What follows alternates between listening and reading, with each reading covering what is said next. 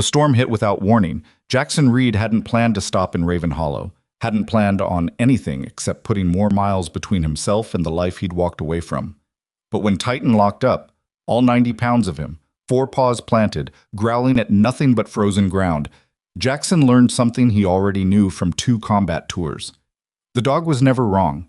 Beneath 3 feet of Wyoming snow, behind a rusted steel door nobody had touched in years, was an old man dying alone in the dark, holding a photograph of the only person Jackson had never stopped running from. And on the back, 5 words written in a dead man's hand: "Don't trust my own son."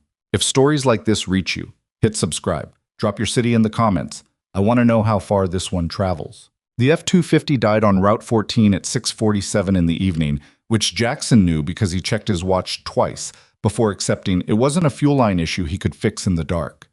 The engine had been running rough since Casper. He told himself it would hold another hour. It didn't. He sat in the cab while the heater ticked down, watching the temperature gauge drop along with the last of the daylight. The storm had been building since noon, that low purple sky that old ranchers read better than weather apps, the kind that meant business and wasn't apologizing for it. Snow was already coming sideways off the ridgeline, and the road behind him had disappeared inside 15 minutes. Wyoming in January didn't negotiate. Jackson pulled on his second layer, grabbed his pack from the rear seat, and opened the door. The cold hit him like something solid. He'd been cold before, real cold, the kind that got into the meat of your joints during a mountain overwatch at 0200. But civilian cold still surprised him sometimes. It always felt more personal. Titan, out. The German Shepherd jumped from the back seat and landed clean, immediately scanning. That was the thing about Titan, says he was 9 years old, 1 ear half gone from a fragment wound outside Kandahar, retired from the 75th Support Unit, and he still worked every environment like it was a patrol. Nose up, ears forward, body low. Some dogs retired and became dogs. Titan never got the memo. Jackson pulled the truck off the shoulder as far as the snow allowed, locked it out of habit, and checked his phone. 1 bar, then none. He had a paper map in the pack, old habit, one his first team sergeant had beaten into him, and he already knew Raven Hollow was roughly 2 miles north based on the last road sign he'd passed. 2 miles in a ground blizzard with a wind chill approaching -20 wasn't ideal. It also wasn't the worst situation he'd ever navigated on foot. He oriented himself against the tree line and started walking. Titan moved beside him without being told, staying left, matching pace. The snow was already above his boot line. The wind had that particular quality that turned sound into noise, everything white, everything loud, orientation slowly becoming negotiable. He focused on landmarks. Stay off the instinct to rush.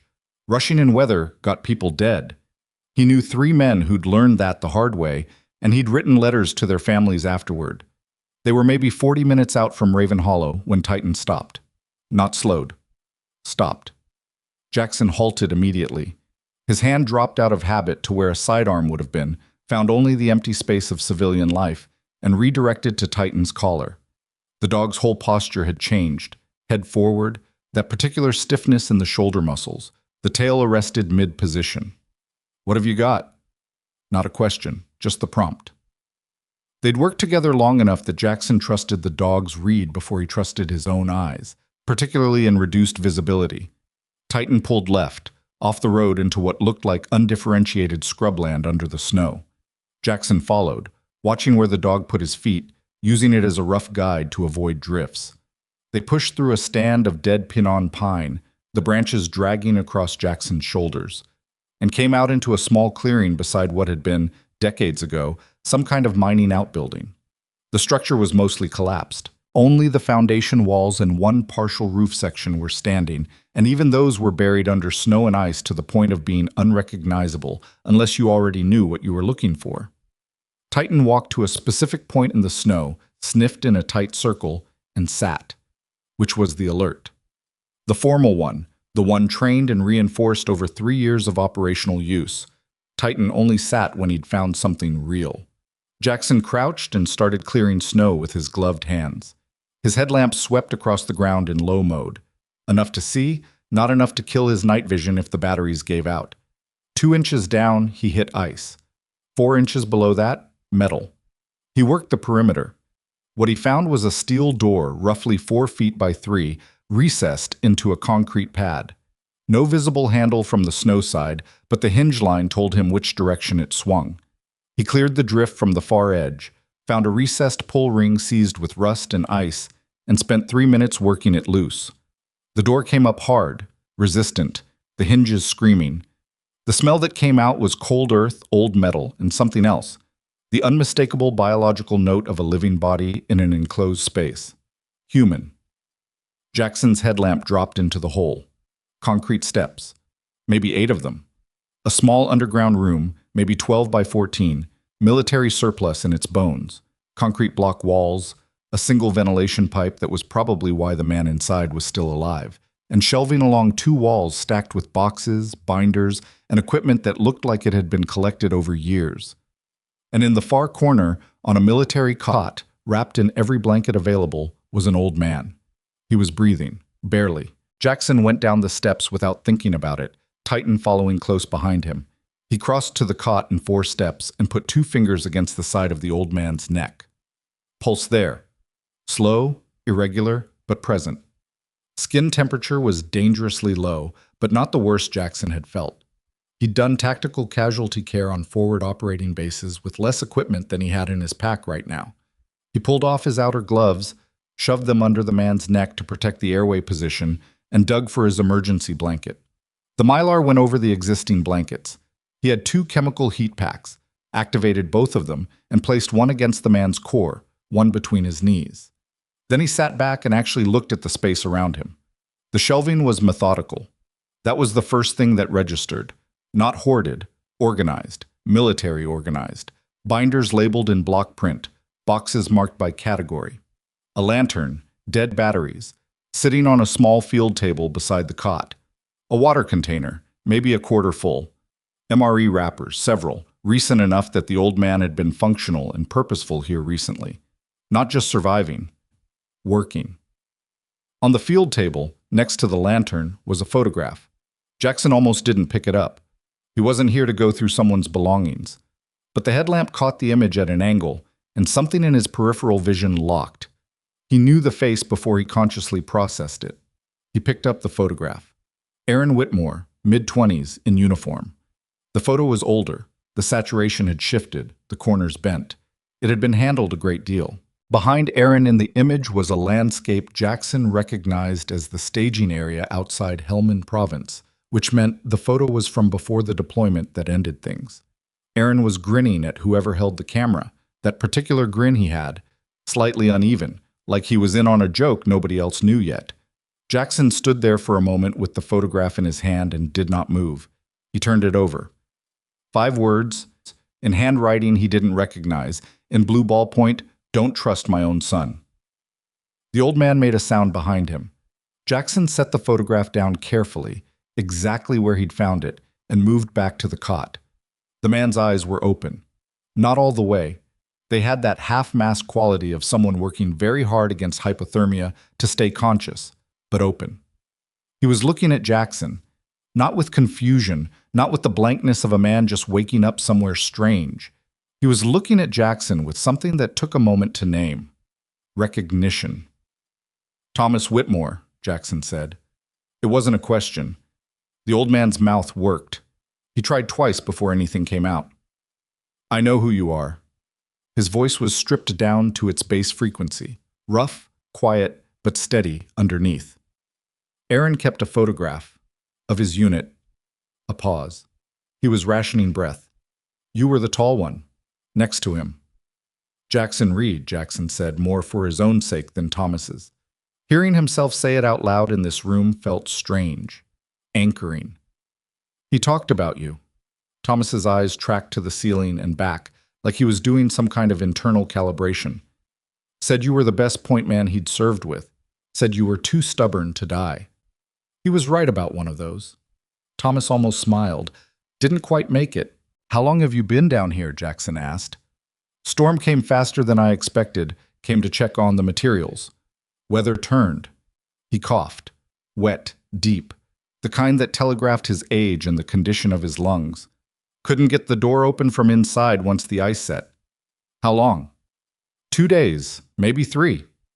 Jackson processed that without letting it show on his face. 3 days at these temperatures, at his age, in that condition. The old man was tougher than most 30-year-olds Jackson had served beside. We need to get you out of here and somewhere warm. Can you feel your feet? Some of them. We're going to work on that. Jackson repositioned himself to start the process of moving Thomas upright without causing a pressure drop. Stay with me. Don't try to help. Just let me do it. Before we go, Thomas's hand came up and closed around Jackson's wrist with a grip that had no business being that strong. There are 3 binders on the second shelf. Red tags. Take them. Jackson looked at him. Please, Thomas said. The word cost him something. Aaron put those together. Everything he found before he deployed. Everything. He held Jackson's eyes. People have been trying to find this place for 3 years. They can't get those binders. Jackson stood, crossed to the shelving, found the 3 binders with red tape on their spines. He cleared space in his pack and put them in. They were dense, maybe 8 pounds combined. He added Aaron's photograph to the front pouch. Then he got Thomas Whitmore out of the ground. It took 20 minutes to get him up the steps, and another 40 to cover the distance to Raven Hollow, which turned out to be closer to 1.5 miles than 2 miles once they found the road again. Jackson carried the old man on his back for the last half-mile. Not a fireman's carry, which was for casualties, but something more collaborative, Thomas's arms across Jackson's shoulders, contributing what he could. Titan walked point the entire way. The town was barely a town, a fuel station, a diner, a motel with 6 units, a bar that might have been the same business as the diner with different hours. But there was light in the diner windows, and heat, and Jackson got the door open with his shoulder and brought Thomas Whitmore inside out of the cold. The woman behind the counter, 50s, gray hair cut short, the competent no-nonsense bearing of someone who'd run a small-town business for a long time, took one look at them and started moving before Jackson said a word. Extra blankets appeared from a back closet, hot liquid, coffee first, then broth. She told someone in the kitchen to kill the closed sign without being asked. Jackson sat across from Thomas in a back booth and watched color come back to the old man's face by degrees, the way circulation returns. Slow, uneven, painful. After 20 minutes, Thomas ate half a bowl of soup and set the spoon down like it had taken something out of him. You came back, he said. Truck broke down. Aaron said you would come back. Thomas's eyes were clearer now, focused. He didn't say how, he just said, eventually, you'd find your way. He knew you. Jackson didn't answer that. There was nothing to answer that didn't require a conversation he hadn't been ready to have for 10 years. You have to understand something, Thomas said, and his voice dropped below the range of the diner sounds around them. Aaron didn't die the way they said. Jackson went still. His mission, the official report, there are parts of it that were rewritten. Thomas looked down at his hands wrapped around the coffee mug, then back up. I know how that sounds. I know what a grieving old man claiming a cover-up sounds like. Tell me what you know, Jackson said. Before Aaron deployed for the last time, he came home for 4 days. Didn't tell me everything. He wasn't going to put it on me until he had more proof. But he said he'd found financial connections between 3 civilian contractors and the forward operating assets his unit was tasked with protecting. Corruption, material diversion, not small, systematic. Thomas paused, gathering. He said if anything happened to him before he got back, there were materials hidden on the property that would tell the rest of it. The bunker, Jackson said. He built it the summer before his last deployment, said it was a storm shelter. Thomas's expression said he'd believed that at the time, and had complicated feelings about the truth. I didn't know what he'd put in it until I started going through the outbuilding and found the door. And nobody else knows where it is. Thomas hesitated. My younger son does, or suspects. He wrapped both hands tighter around the mug. Evan, he's been asking questions about the property, about Aaron's things. He had people out there last spring, told me they were surveying for drainage improvements. Were they? They dug 6 holes in a 1/4 acre of ground and left. Thomas's jaw set. Evan and I used to talk every week. That stopped around 18 months ago. He sends me a man once a month to check on the house, like a management arrangement. Jackson thought about the 5 words on the back of the photograph. Don't trust my own son. Which son wrote that? He asked. Thomas looked at him for a long moment. Aaron did, he said quietly. He wrote it. About Evan. The wind hit the diner windows in a gust that made the glass flex. Somewhere in the back, something fell off a shelf and clattered. Titan, lying under the table beside Jackson's boots, lifted his head and looked at the door. Not the windows. The door. Jackson's eyes tracked to the same place 2 seconds after Titan's, which was still 2 seconds too slow. The front door was glass-paned, and through the weather-blurred view of the parking area outside there was a shape, dark, still, too deliberate to be someone walking past. Standing in the lot, looking in. Jackson put his hand flat on the table. Thomas, is there a back way out of this place? The old man followed his gaze to the door, then back to Jackson, and something in his face went very quiet. Through the kitchen, he said. Loading dock. Jackson was already standing. Jackson went through the kitchen at a controlled walk, not a run, because running in an unknown space gets people hurt and makes noise that follows you out the door. The cook, a heavy-set man in his 50s who looked like he'd stopped being surprised by things decades ago, stepped aside without a word when Jackson came through with Thomas's arm across his shoulders and a 90-pound shepherd threading between the stainless steel prep tables like he'd cleared kitchens before, which he had. The loading dock door was a steel push-bar model, the kind that sticks in cold weather. Jackson hit it with his hip, felt the resistance, hit it again harder, and it gave with a sound like a gunshot. Cold air came in hard and fast. He moved Thomas through it and down the 2 concrete steps to the dock level, keeping his body between the old man and the open lot line. Titan was already at the corner of the building, nose working the wind. Jackson scanned what he could see. A narrow alley running the length of the diner's back wall, a dumpster, a utility pole, a chain-link fence separating the property from what looked like a gravel equipment yard beyond it. No movement that he could identify. The figure from the parking lot hadn't reappeared on this side, which meant either they hadn't followed or they'd gone around the front. Neither option felt clean. The motel, Thomas said. His voice was steadier than it had any right to be. Ruth Mackey owns it. She knew Aaron. She'll give us a room and keep quiet about it. How far? Half a block, past the fuel station. Jackson kept them moving, tight to the building line. The snow was still coming down, but the wind had shifted slightly, dropping the visibility in their favor. Anything watching from the parking lot would have a harder time tracking them. He moved Thomas at a pace that was honest about the old man's condition, which meant slow and deliberate, one hand on his arm, watching his footing on the iced concrete. Titan moved ahead and came back, working the route in the pattern they'd used on base perimeter checks years ago during his MWD deployment. The dog didn't need to be told what the situation was. He felt it in Jackson's body language, in the pace, in the silence.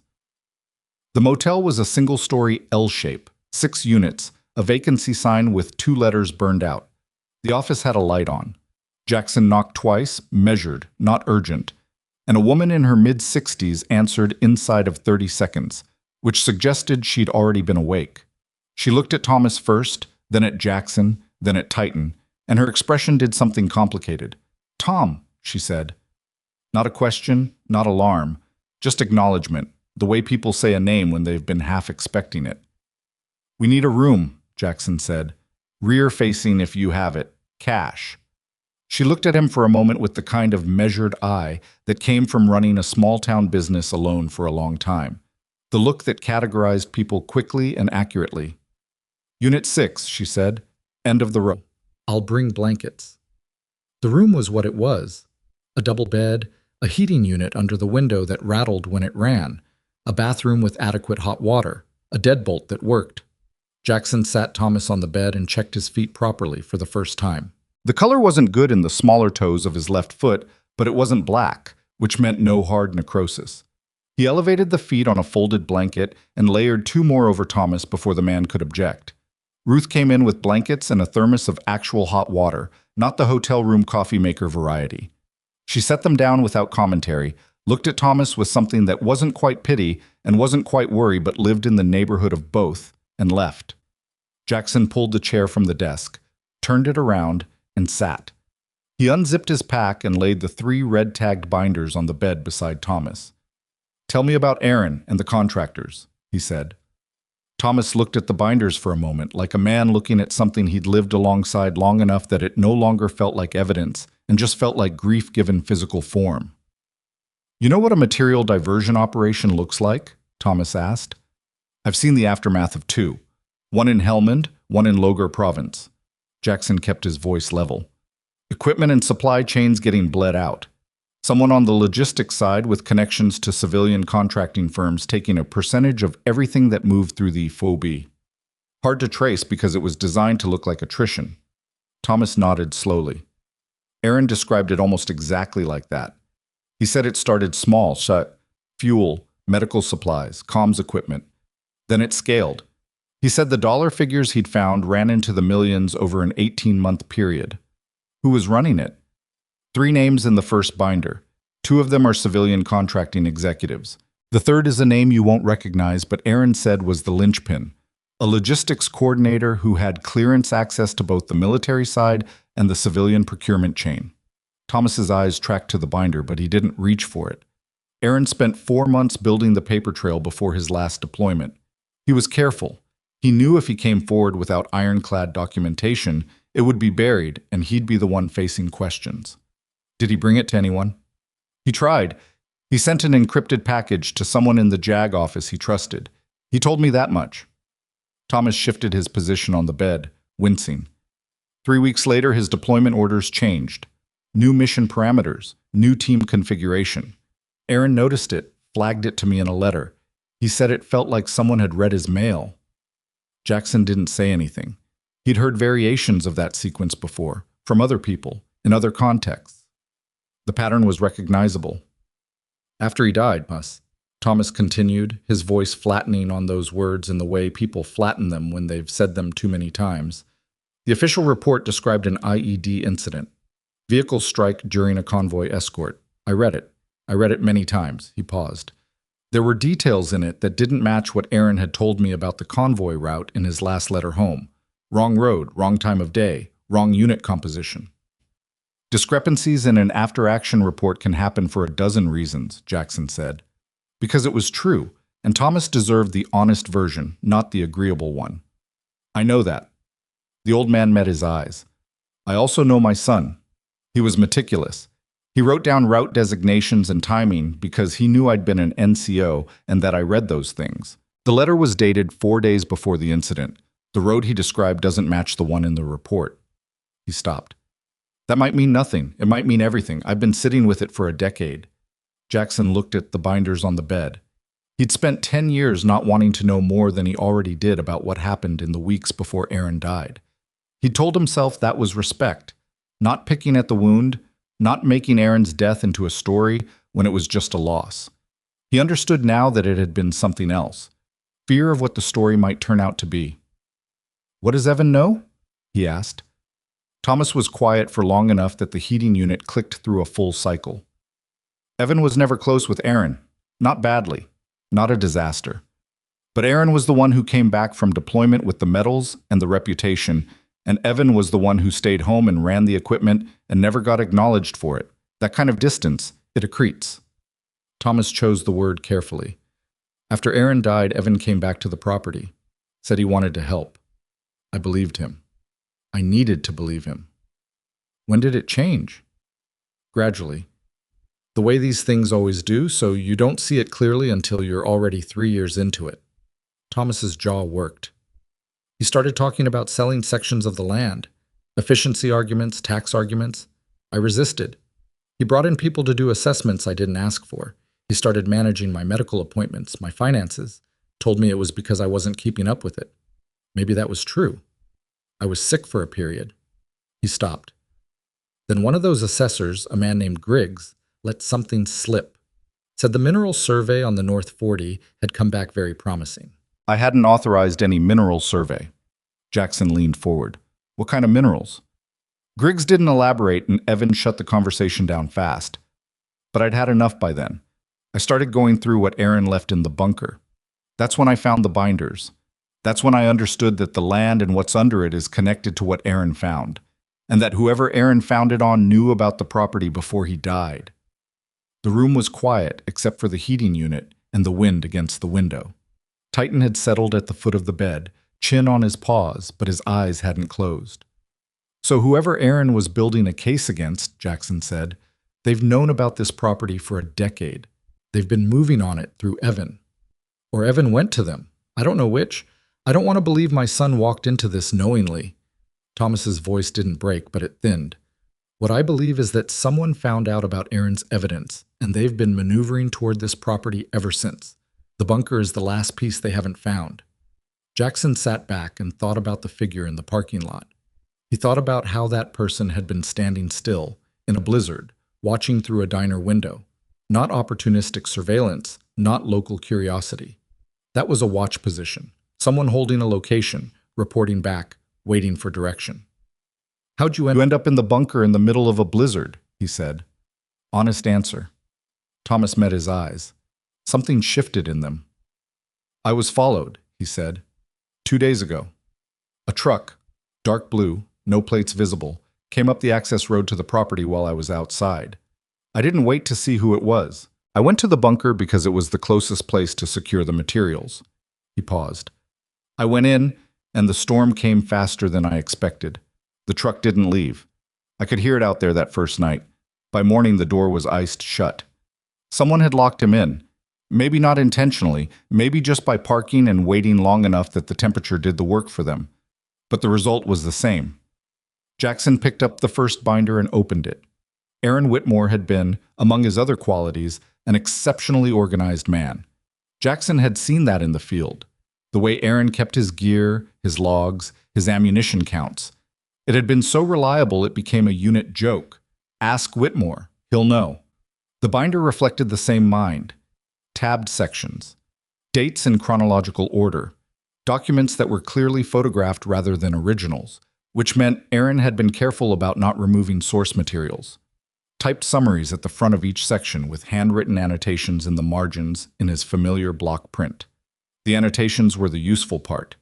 The documents were evidence. The annotations were Aaron thinking out loud. Jackson read in silence for 20 minutes while Thomas dozed upright against the headboard. The picture that assembled itself was not simple. It rarely was, with this kind of operation. There wasn't a single villain with a single plan. There was a system, a network of arrangements and incentives and mutual dependencies that had evolved over time. 3 civilian logistics contractors with DoD contracts had been systematically overbilling and under-delivering on supply chain commitments in eastern Afghanistan. The difference, equipment, materials, sometimes cash value, was being laundered through a series of subsidiary purchases, some of them agricultural, some of them mineral extraction. Agricultural and mineral extraction. The Whitmore land sat on top of a seam of lithium-bearing clay deposit that ran through 3 properties in the county. Jackson didn't know enough about mineral rights and extraction economics to fully assess what that meant in dollar terms, but he could read the interest level in Aaron's notes and calibrate from there. Aaron had been thorough. He'd also been scared. Jackson could see it in the handwriting. In certain passages, the block print got slightly smaller, slightly tighter, the discipline of the letters compressing as the implications compressed around them. One margin note read, "If I'm wrong, this is just paperwork. If I'm right, this is the reason." Jackson closed the binder. He sat with it for a minute in the rattle and hum of the motel room. Then he reached for the second binder. He was halfway through the second section when the knock came at the door. Not Ruth's knock. He'd already cataloged hers, 2 measured taps. This was 3 sharp ones, the kind someone uses when they're expecting the sound itself to function as authority. Thomas woke immediately. Old soldiers wake completely. There's no groggy transition. His eyes went to Jackson. Titan was already on his feet. Jackson stood, moved to the window, angled himself to see the exterior walkway without presenting a silhouette. A man in a heavy coat, 40s, the kind of build that said physical work or time in a gym, standing square to the door. Alone, visible, which didn't mean alone. "Who is it?" Jackson said. Even voice, not loud. A pause from outside. Then, "Evan Whitmore." Thomas made a sound that wasn't quite a word. Jackson looked at him. Thomas had gone very still, both hands flat on the blanket, the way a man holds himself when he's deciding something. "Let him in," Thomas said finally. His voice was even, but it cost him. Jackson unlatched the deadbolt, opened the door to the width of his body, and looked at Evan Whitmore. The resemblance to Aaron was there if you knew to look for it. The jaw, the set of the eyes. But where Aaron had carried himself with a kind of contained energy, like a man who was always slightly ready, Evan had something more defensive in his posture, shoulders drawn in, weight back. A man who moved like he was used to having his presence questioned. He was also soaking wet and had ice in his eyebrows, which meant he'd been out in the storm recently. His eyes went past Jackson to Thomas, and something complicated moved through his face. "Dad," he said. "How did you find us?" Jackson said. Evan's eyes came back to him. They read Jackson quickly, the way people do when they're deciding how much respect a situation requires. "Ruth called me," Evan said. "She's known me since I was 12. She thought I should know my father was here." His jaw tightened. "Who are you?" "Someone who pulled your father out of a hole in the ground 3 hours ago." Evan absorbed that, looked at Thomas again. "You were in the bunker," he said, not surprised, which was itself informative. "He knows about the bunker," Thomas said from the bed. "He's the one who told me it was just a storm shelter." "Because it was, I thought it was." Evan stepped inside without being invited, which Jackson noted and allowed because the alternatives were worse. "Dad, what are you doing out here? It's a blizzard." "You're supposed to be at the house." "I'm supposed to be wherever I decide," Thomas said, with a quietness that had more edge than volume. "There are people looking for you. I've been—" Evan stopped himself, recalibrated. The stop itself was telling, someone who'd started a sentence and realized midstream it was going somewhere he hadn't cleared. "I've been worried." "What people?" Jackson said. Evan looked at him with the particular expression of a man who's used to certain questions being directed at him and has prepared answers ready. "Business associates," he said. "We're in the middle of a land development negotiation, time-sensitive." "What kind of development?" "Mineral rights. It's a straightforward extraction deal, nothing on property your father still owns." "It's complicated." Evan's voice gained an edge. "The property has debt attached that my father doesn't fully—" "That's enough," Thomas said. The two words landed with a weight that stopped Evan mid-sentence, not loud, not dramatic, just the particular authority of a man who had decided he was done being managed. Evan closed his mouth. Thomas looked at his younger son for a long moment. Jackson watched both of them and said nothing, because this wasn't his conversation to direct. "Sit down, Evan," Thomas said. Evan sat. He took the desk chair, the one Jackson had vacated, and he sat in it like a man who wasn't sure if he was a guest or a defendant. His eyes tracked to the binders on the bed, and for a fraction of a second something moved through his expression that he didn't fully suppress. He recognized them. Jackson filed that. "I know what the land is worth," Thomas said. "I know about the lithium deposit. I know you've had surveyors out there." He didn't raise his voice, didn't perform anger. "I want to know who you're working with. Dad, a name." Evan was quiet for a moment. His hands were on his knees and he was looking at the floor between them. And Jackson watched him, the way he'd watched men in interrogation support roles, watching for the moment the internal accounting came due. "A company called Harlan Voss Group," Evan said. "They're a resource extraction firm. They approached me 18 months ago. They said they'd found mineral survey data suggesting the north section of the property had significant lithium deposits, and they wanted to make an offer." "How did they find that survey data?" Jackson said. "They said they'd commissioned it. On property they didn't own without the owner's knowledge." Evan's jaw tightened. "I know how it sounds." "It sounds like they were already positioned before they came to you," Jackson said. "It sounds like they'd been waiting for a way onto that property for a while and you were the door." Evan looked up at that. Not angry, something more complicated than angry.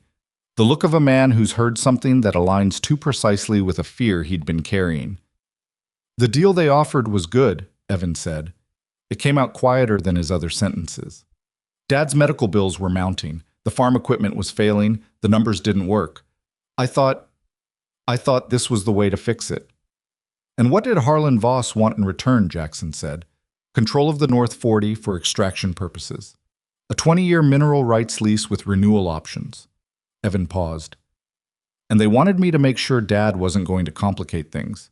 They called it managing the transition." The room was very quiet. They told you to manage your own father out of his land, Jackson said. Evan didn't answer, which was the answer. Thomas hadn't looked away from his son throughout any of it. His expression was something Jackson couldn't fully read. Not because it was hidden, but because it was layered.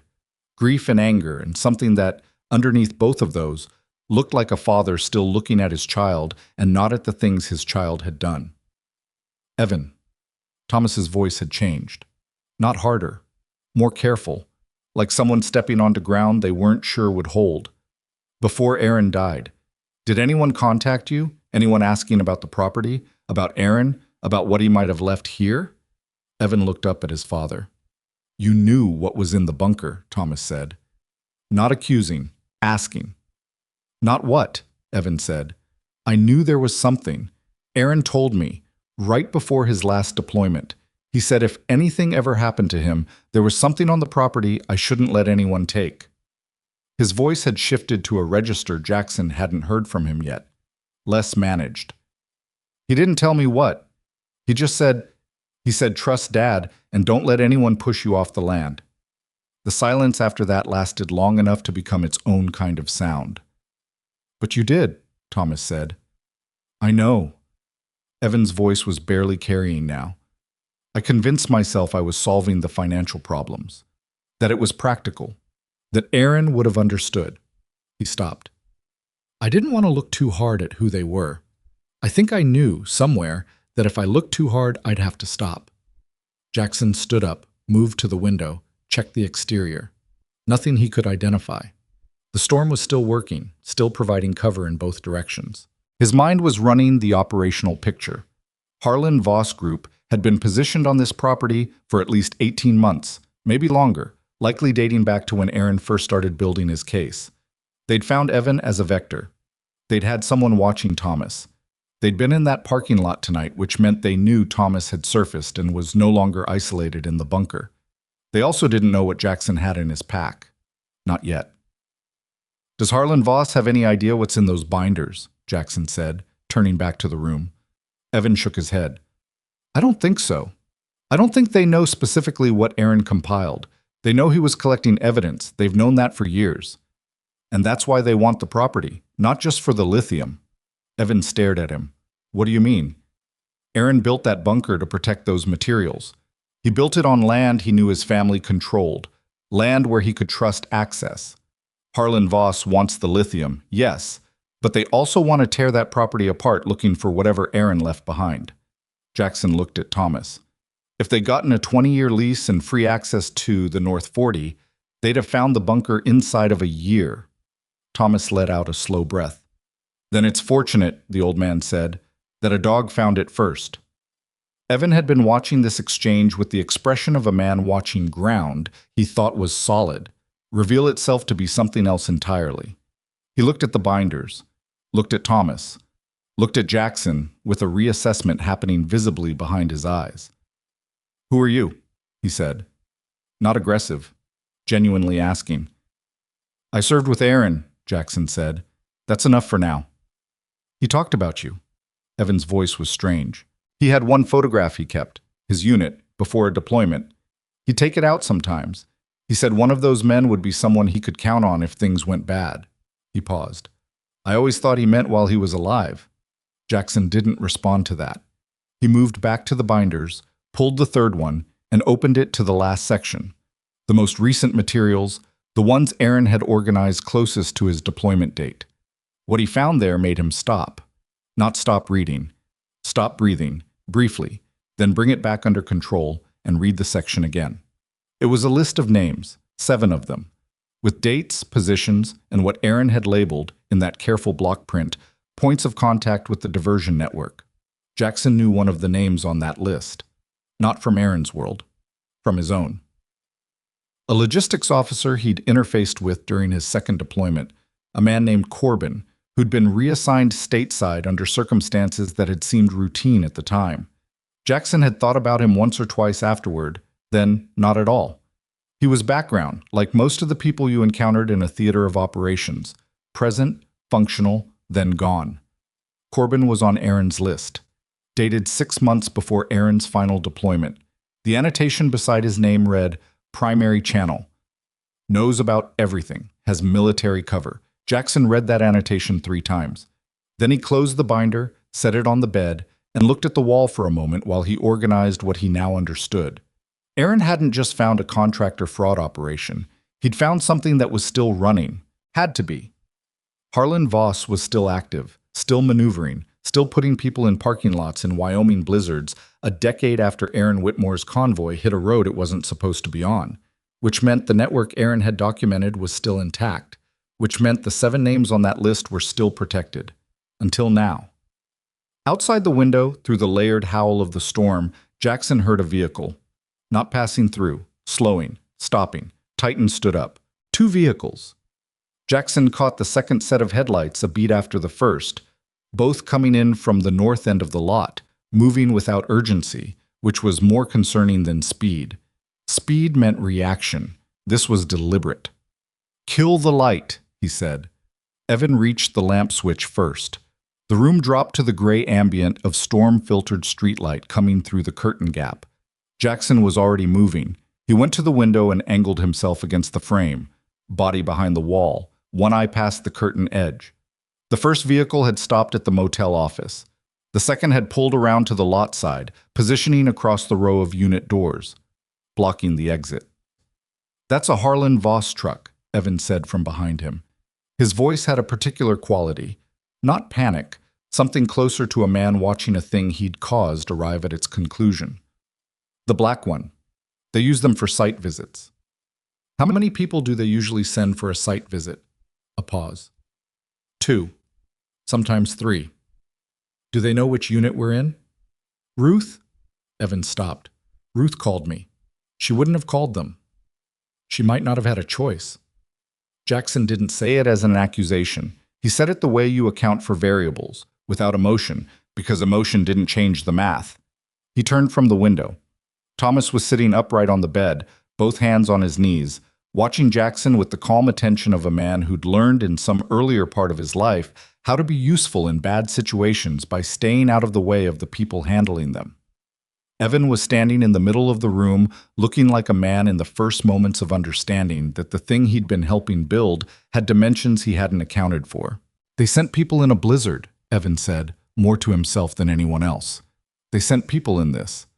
"The storm's cover," Jackson said. "No traffic, no witnesses." He scanned the room in the dim light. 1 door, front-facing. 1 window, also front-facing.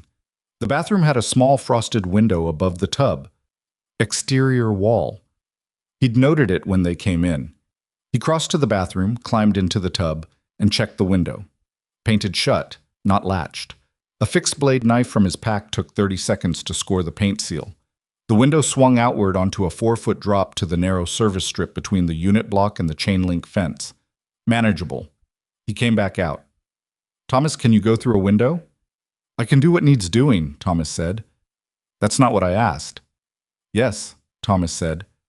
"I can." Jackson picked up the pack with the binders, settled it on his back, and checked the weight distribution. He looked at Evan. "Are you part of this or not?" he said. No lead-up. The situation didn't have time for a longer conversation. Evan looked at him. Something moved behind his eyes that had the quality of a decision being made. Not the easy kind, not the kind that felt good, but the functional kind. "Tell me what to do," Evan said. "You go out the window first. Catch your father when he comes through. Then you stay close to the fence line and you don't move until I come around." A knock at the door. 3 sharp ones. The same pattern as Evan's knock, which meant someone had watched him arrive. Jackson put 1 finger up, hold, and moved to the door. "Occupied," he said. "Sir, we're with the Whitmore family." Male voice, practiced neutral, the kind of voice that had been trained for de-escalation without sincerity. "We're just checking on Thomas Whitmore. We have reason to believe he needs medical assistance." "He's fine. He's sleeping." A beat of silence. Then, "Sir, we really do need to confirm that. Could you open the door?" "Badge," Jackson said. "Slide it under." Another silence. Longer this time. Whatever was happening on the other side of that door, it wasn't badge retrieval. Jackson stepped away from the door and looked at the other 2. He didn't say anything. He looked at the bathroom. Evan moved first, which Jackson hadn't predicted and logged as useful information about the man. He went through the bathroom door, stepped into the tub, and went out the window with the efficiency of someone who'd done physical things with his body regularly. Not trained movement, but competent. Jackson helped Thomas upright, walked him to the bathroom, and supported him through the tub step. The window was tight for a man Thomas's age in a coat, and it wasn't quiet, and it took 45 seconds that felt like considerably longer. Thomas made it through with Evan's hands coming up from below to take his weight. Jackson was going over the ledge himself when the motel room door opened. Not forced, a key. Ruth, either voluntarily or under some version of pressure, had provided a key. Jackson caught that detail as he went through the window because it mattered for later, and then he dropped the 4 feet to the service strip and didn't look back. He found Thomas and Evan 6 feet to the left, flat against the building wall, Titan pressing between them. The dog's behavior was textbook. He'd gone low and quiet without being commanded, reading the situation off Jackson the way he always had. Jackson pressed them forward along the fence line, moving toward the rear of the property. The snow was still coming down hard enough that anyone looking from the parking lot would have maybe 10 feet of reliable visibility. The service strip was unlit. They made the corner of the fence and Jackson crouched, assessing. The equipment yard beyond the chain link had a gap in the fence at its far end. He'd seen it when they came in, gap wide enough for a person. Beyond that was the service road that ran behind the fuel station, and beyond that, ground that opened up toward the edge of town. He heard voices from the front of the motel. 2, maybe 3. Not shouting, still trying to keep this administrative, which told him something about what they were authorized to do in public versus what they'd prefer. "Evan," Jackson said quietly. "Your vehicle. Parked on the main street, about 40 yards past the fuel station. Keys." Evan patted his coat and produced them without question.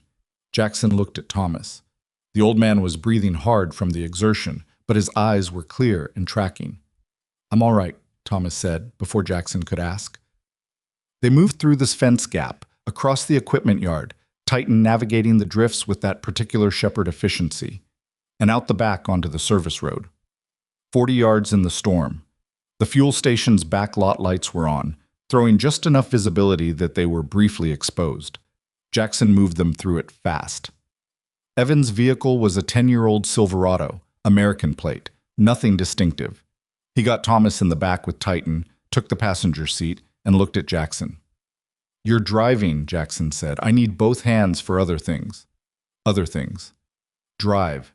Turn left out of here, away from the motel. Lights off for the first block." Evan started the truck and did exactly that.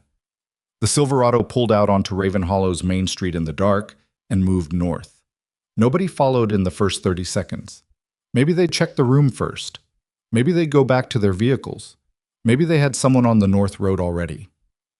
"Is there a way out of this valley that doesn't go back through the main road?" Jackson asked. "Forest Service Road. Runs up past the old Whitmore property and connects to County 7 about 12 miles out."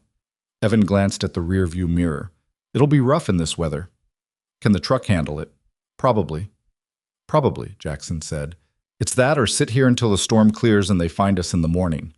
Jackson thought about it for 2 seconds. "Take the forest road." He turned in his seat and checked Thomas. The old man had his arm around Titan's neck and was looking out the back window at the retreating lights of Raven Hollow. "The binders are secure," Jackson said. Thomas turned and looked at him. "What did you find?" "In the third one." "I saw your face." Jackson faced forward again. Outside, Evan had turned off the main road onto a gravel surface now buried under 6 inches of snow. The truck's headlights lit up a tunnel of pine trees on both sides. "One of the names on Aaron's list," Jackson said. "I know him, from my own deployment. A logistics officer named Corbin." The truck moved through the dark. Aaron annotated him as the primary channel, someone with military cover who knew about everything. Jackson kept his voice level. "That means the network Aaron found wasn't just contractor fraud.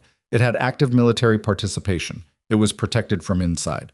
"Which is why the after-action report was wrong," Thomas said. "It's one explanation." "It's the explanation." Thomas's voice didn't waver. "Aaron knew it. That's why he was so careful. That's why he built the bunker on land instead of filing through official channels." He paused. "He didn't trust the official channels." "He was right not to," Jackson said, and the flat certainty in his own voice surprised him slightly. But it was true. And sitting in a truck in the middle of a Wyoming forest at 11 at night, running from men who'd come out in a blizzard, he wasn't in a position for diplomatic qualifications. Evan had been listening. His eyes went to the rearview mirror, found Jackson's, dropped back to the road. "Corbin," Evan said. "That name was in the Harlan Voss paperwork I signed. A consultancy firm. I thought it was a legal firm, Corbin Meridian Group." Jackson went very still. "You're certain," he said. "It was on the disclosure documents. They said it was a regulatory consultancy. Standard for mineral rights negotiations." Evan's knuckles were white on the wheel. "I didn't look at it hard enough. I should have." "Where are those documents?" "At the farmhouse." "Your farmhouse or Thomas's?" "Thomas's. In the office. I've been running the administrative side from there. Bills, correspondence, the deal paperwork." Jackson turned that over. The farmhouse was where they needed to go regardless. The property was the center of all of this, and if Evan had signed paperwork connecting Harlan Voss to a Corbin-associated consultancy, that was a document thread that could run parallel to everything in Aaron's binders and corroborate it from the outside. Two independent evidence streams. That was the difference between something a good attorney could work with and something that got buried in procedural motions. "How far to the property from here?" Jackson said. "We're going past it," Evan said. "The forest road runs along the east side of the North 40. Maybe 4 miles. Turn around." "What?" "The farmhouse is where we need to be. Turn around and take us there." "There could be people there already." "Probably not in this weather. They were watching the motel. They don't know we have what we have. They think they're looking for an old man and whoever found him." Jackson looked at Evan steadily. If they'd already been through the farmhouse, they wouldn't have needed to watch the motel. Evan slowed the truck, found a wide point in the road, and brought it around. Thomas spoke from the back seat. "Jackson." "Yeah." "In the farm office. Bottom drawer of the oak desk. There's a CB radio. Old equipment, surplus. Aaron installed it as a backup communication in case phone lines went down during a bad winter." Thomas paused.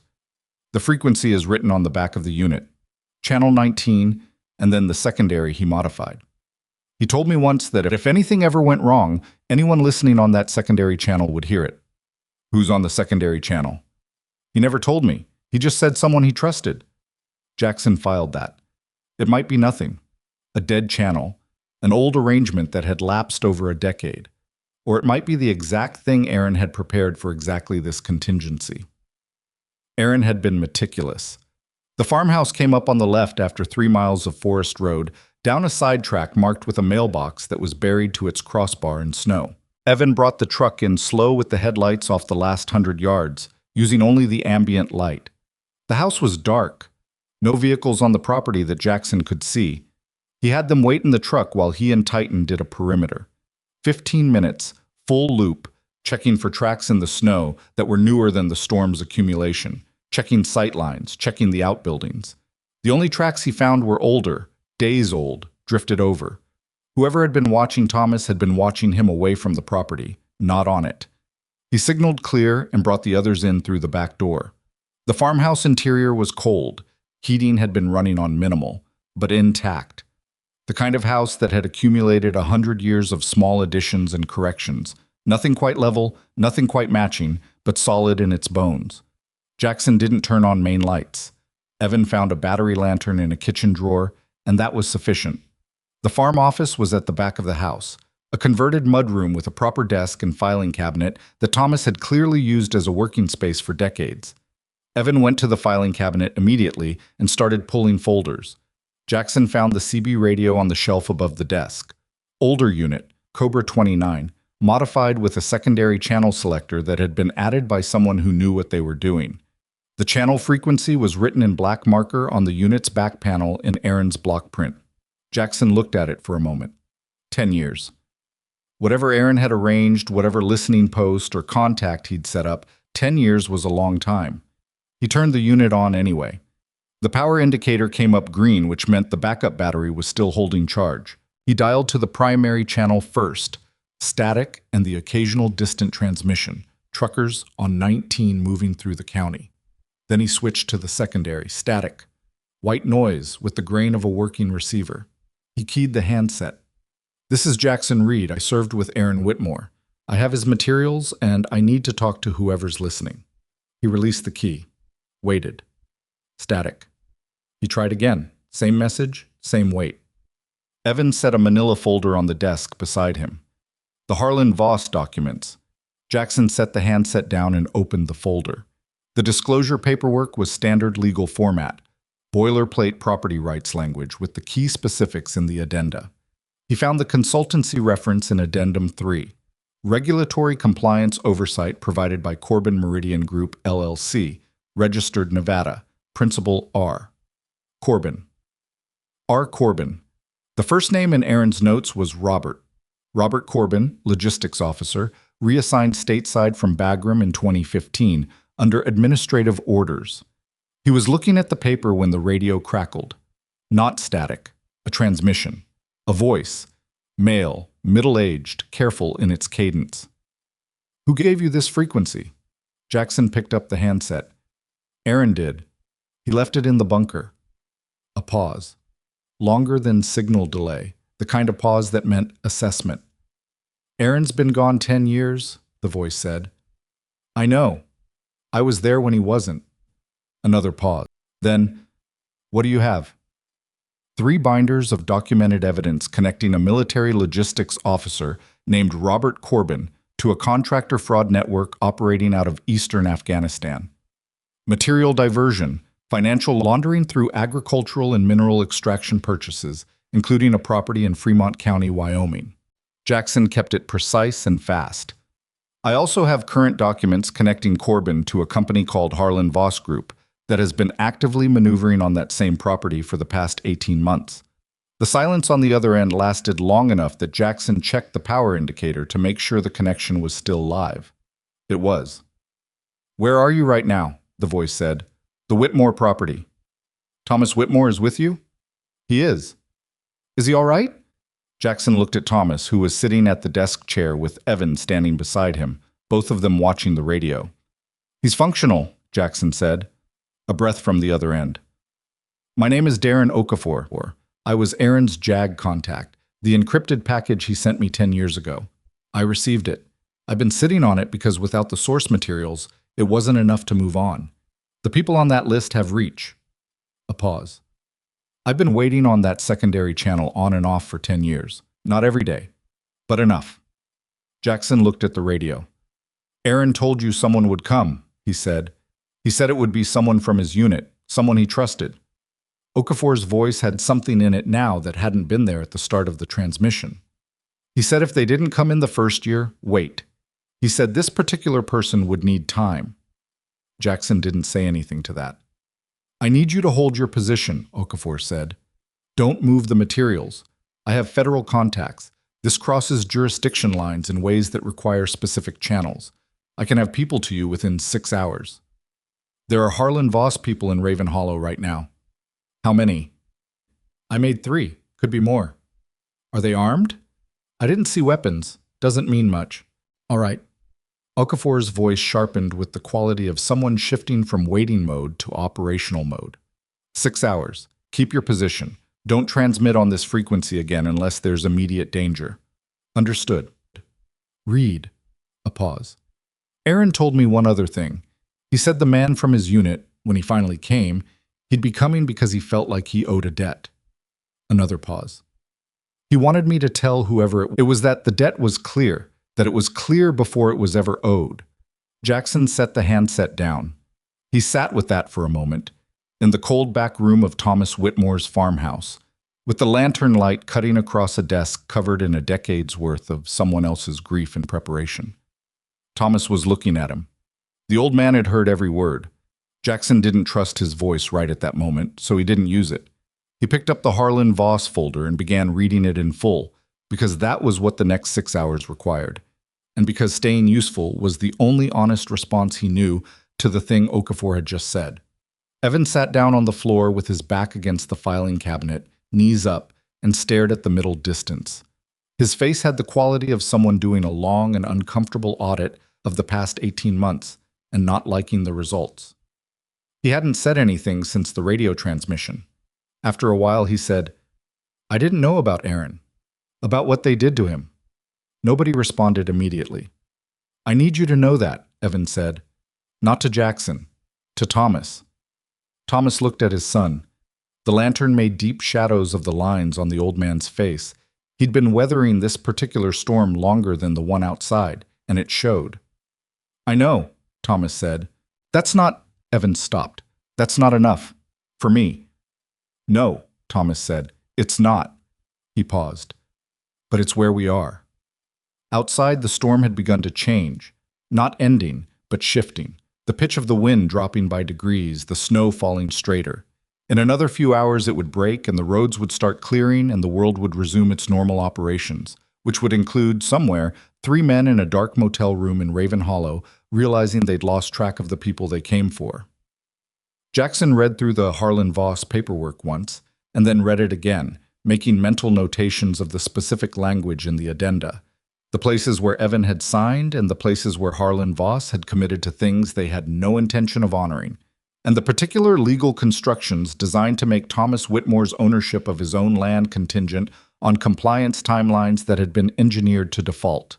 It was competent legal work, the kind that required someone who understood both property law and how to build debt structures that looked like assistants. It was also, when read alongside Aaron's documentation of Corbin's network, something else. Evan, Jackson said, these signatures on the addenda, did you have independent legal counsel review this before you signed? Evan's expression answered before his words did. They said their attorneys could handle both sides, that it was a standard arrangement for deals this size. It's not a standard arrangement. It's a conflict of interest that would make these documents voidable in court. Jackson set the folder down. Which means when Okafor's people arrive, this paperwork becomes part of the evidence package, not a liability. Evan absorbed that. Something in his posture changed. Not relief, exactly.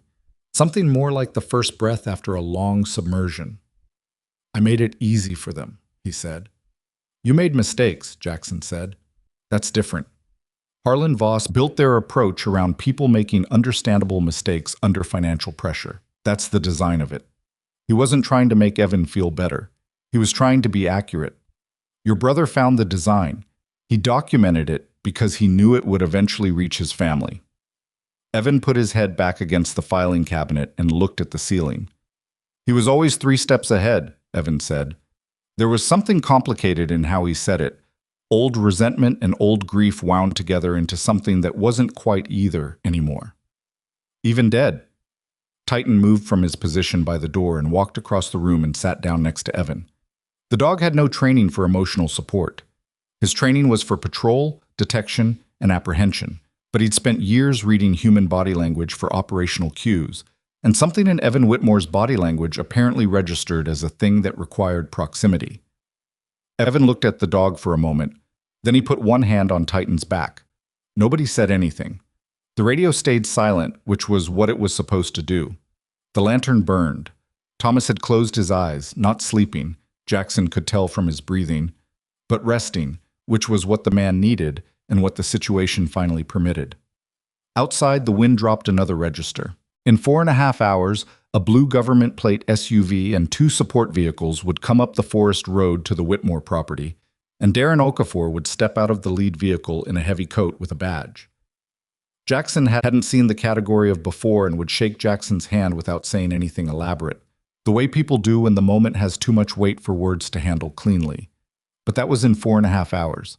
Right now, in the cold and the lantern light, with the storm easing outside and 3 binders of Aaron Whitmore's careful work sitting on the desk, and Titan breathing slow beside a man who'd needed something to lean on, Jackson Reed sat in the farmhouse his friend had grown up in and did the thing that had always been hardest for him.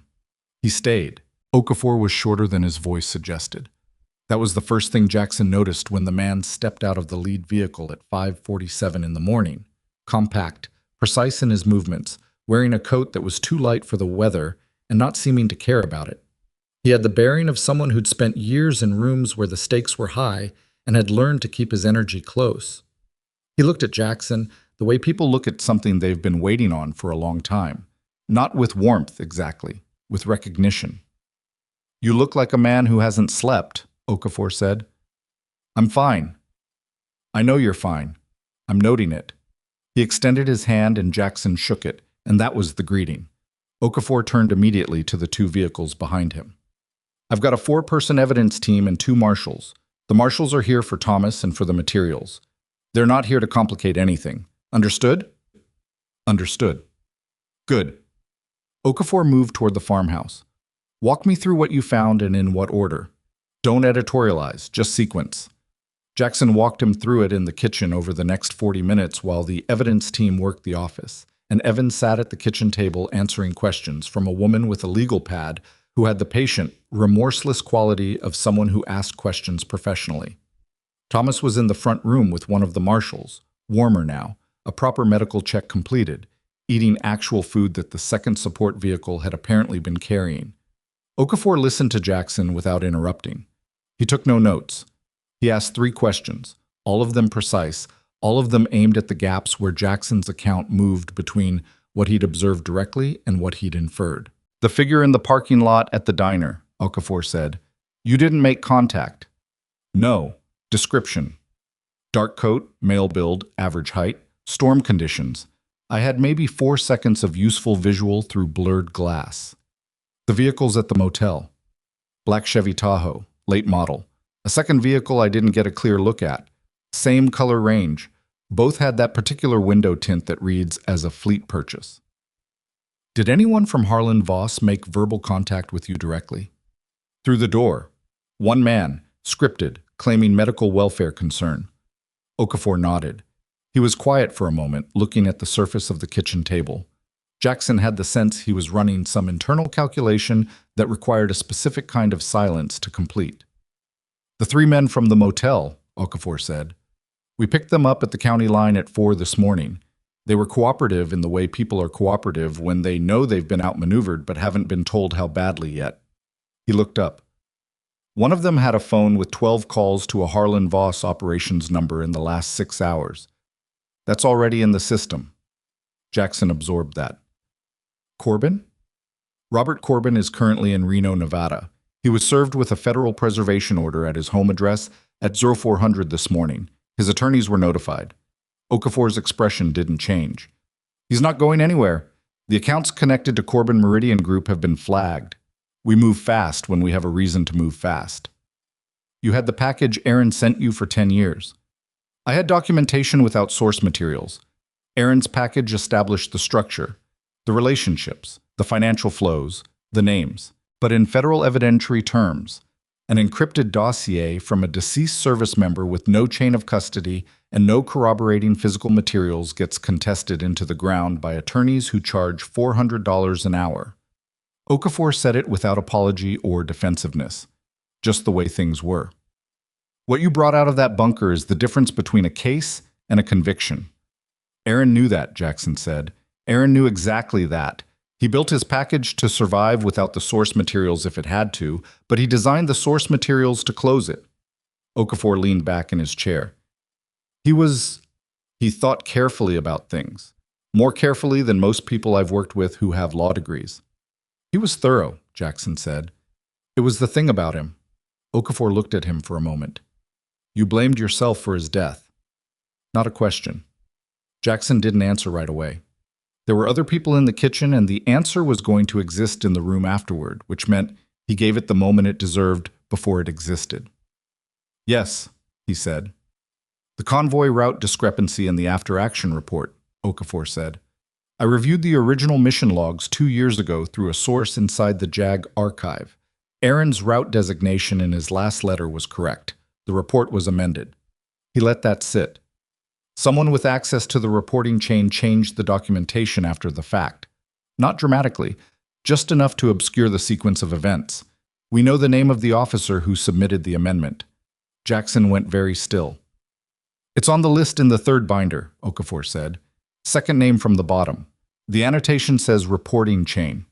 Jackson had read every annotation. He'd read that one. He pulled it forward in his memory now. A name he hadn't recognized in Aaron's notes. A major listed with a Fort Bragg address and the annotation reporting chain, confirmed direct to Corbin. He's retired, Okafor said. Collected his pension, moved to Georgia. He's been on our secondary list for 4 years, but without the source materials, we couldn't touch him either. A pause. That changes this morning. Jackson looked at the table. He thought about what it meant, the specific weight of it.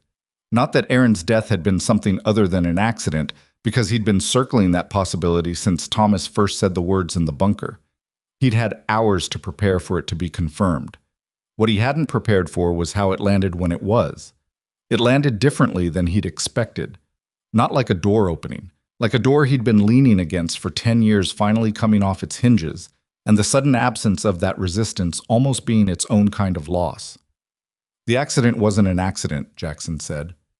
The investigation will determine the legal characterization, Okafor said carefully. What I can tell you is that Aaron's convoy was redirected to that road through a chain of decisions that originated with people who knew he was building a case and who had access to operational planning data they shouldn't have had. He paused. Whether that constitutes conspiracy or negligent disclosure or something else, that's for the process. But it was not random. The kitchen was quiet for a moment around those words. Okafor gave it a beat, then moved.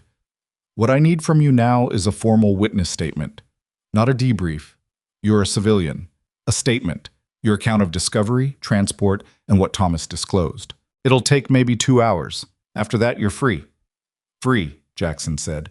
You're not under any obligation here. You found a man in the snow and you brought him in, and you did the right thing with what you found.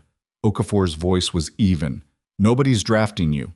Jackson understood what was being offered and why it needed to be offered explicitly. 10 years gone, no government connection, a quiet life in the mountains. Okafor was giving him the door. I'll do the statement, Jackson said, and I want to be there when you talk to Evan. Evan Whitmore is a witness and a signatory to fraudulent documents. He's not a target. I know that. I still want to be there. Okafor studied him for a moment. Why? Because Thomas can't be, and someone should be. A long pause. Then Okafor tilted his head in what was not quite a nod, but functioned as one. The session with Evan started at 9 in the morning, in the farm office, with the evidence team's materials boxed and logged, and 2 of the vehicles already gone. The woman with the legal pad, her name was Reyes, and she was sharper than her careful voice suggested, led the questioning. Okafor sat to the side. Jackson took the chair by the window.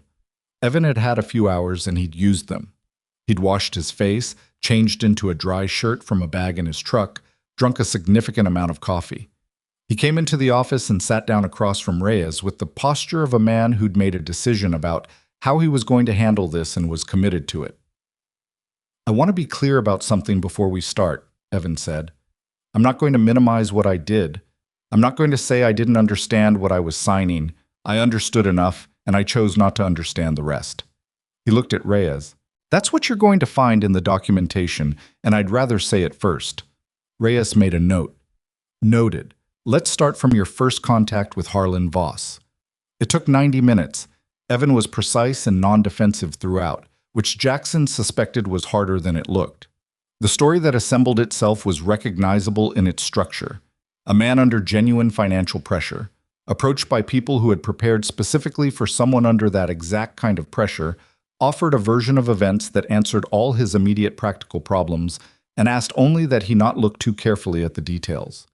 The specific detail he hadn't looked at carefully enough was the clause in Addendum 7 that allowed Harlan Voss to conduct subsurface surveys at any point during the negotiation period, which meant they'd had legal cover to be looking for Aaron's bunker before the deal was even signed. That was the design. Reyes underlined something when Evan described it. Did anyone from Harlan Voss specifically ask about your brother's property or belongings? Reyes asked. Evan was quiet for a moment. A man named Gareth. I never got a last name. He was their field liaison. Asked me once if Aaron had been the type to keep records. Personal records. He framed it as a practical question about what documentation existed for the property's history. Evan's jaw worked. I told him Aaron was organized, that he kept things. When was this? About 3 months into the negotiation. Reyes made another note. The room was quiet except for the pen and the sound of Titan in the hallway, shifting position. One more question, Reyes said. The man named Gareth. Would you recognize him again? Yes. We're going to need you to work with a visual identification process. That can happen here or at a field office. Your choice. Here, Evan said. I'd rather get it done. Reyes closed her legal pad and looked at him with the professional neutrality of someone who'd heard a great many confessions and given none of them more weight than the facts warranted. "Mr. Whitmore," she said, "for what it's worth, the legal exposure from the document signatures is manageable. You weren't the architect of this arrangement, and the documentation makes that evident." She paused. "Cooperating fully, which you are, matters." Evan nodded. Not with relief, with the particular expression of a man receiving information he needed rather than information he wanted. After Reyes left the room, it was just Evan and Jackson. Evan looked at the desk, at the space where the binders had been, now taken and logged, at the CB radio, still sitting on the shelf with Aaron's handwritten frequency on its back. "Did they say what happens to the property?" Evan asked. "The Harlan Voss lease agreements are void. The mineral rights revert to Thomas." Jackson leaned against the window frame. "There'll be a legal process. Months, probably. But the outcome isn't complicated." Evan was quiet. "He's going to need help," Jackson said. "Running this place. Not management. Actual help. Someone here." Evan looked up. "I know," Evan said. "Do you want to be here?" It wasn't a challenge. It was an honest question, and Evan seemed to understand it as one. "I don't know if I'm who he needs," Evan said. "He's the one who gets to answer that," Jackson said. "Not you." A long silence. Outside, one of the support vehicles started its engine. The storm had broken fully sometime in the early morning, and the sky through the window was that particular post-storm white that made everything look overexposed. "Aaron used to say you were impossible to read," Evan said. "Aaron talked too much." "He said that too."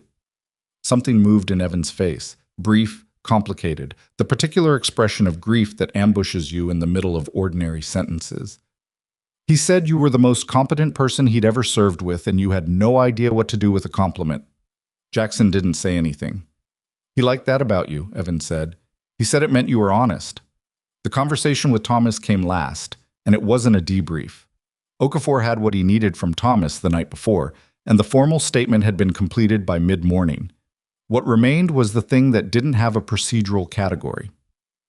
Jackson found Thomas in the front room, standing at the window, watching the federal vehicles prepare to leave. The old man's color was better. He'd eaten. He'd slept in an actual bed for a few hours. He looked his age, but not beyond it, which was about the best you could say for someone who'd spent 3 days in a frozen bunker. He didn't turn when Jackson came in. "They're taking Aaron's materials," Thomas said. "They'll be returned. Okafor said copies for the case file. Originals back to you when the trial process permits." "I know." Thomas was quiet for a moment. "I know it's right. I know it's what Aaron built them for." He put one hand on the window frame. "It's just, I've been tending those binders for 3 years. It feels like handing something off." "It is handing something off," Jackson said. "That's the point of it." Thomas turned from the window. He looked at Jackson with the full attention of a man who chose carefully when he used it. "You're not staying," he said. Jackson had been thinking about how to say the next part since sometime around 4 in the morning. "I wasn't planning to," he said. "But I don't have a truck." Thomas waited. "Which means I'm here for a few days at minimum. And your fence line on the North 40 has 3 sections that are down under the snow.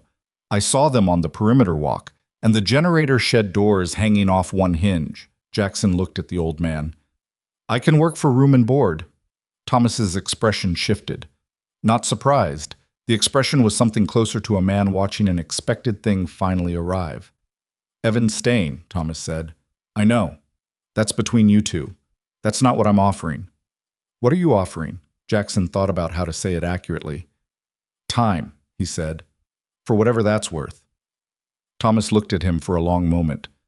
"Aaron always said you'd have made a good farmer." "Aaron didn't know anything about farming." "No, but he knew about stubbornness." Thomas held out his hand. Jackson shook it. The old man's grip was what it had been in the bunker, stronger than it had any right to be. They stood there for a moment, the two of them, in the front room of the farmhouse, with the winter light coming through the window and the sounds of federal vehicles departing from the drive. Outside, Titan had followed the vehicles to the property line and was now sitting in the snow watching them leave with the focused attention he gave to everything, as if departure itself was a thing that warranted documentation.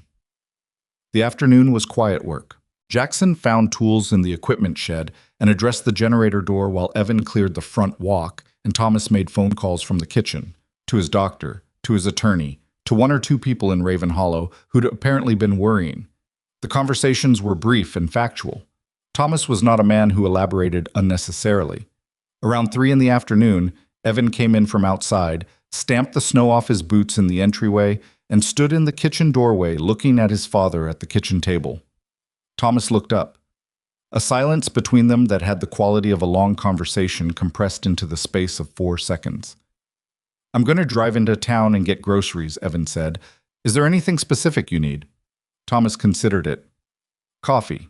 The real kind. Not that pre-ground thing you bought last time." "That was 2 years ago."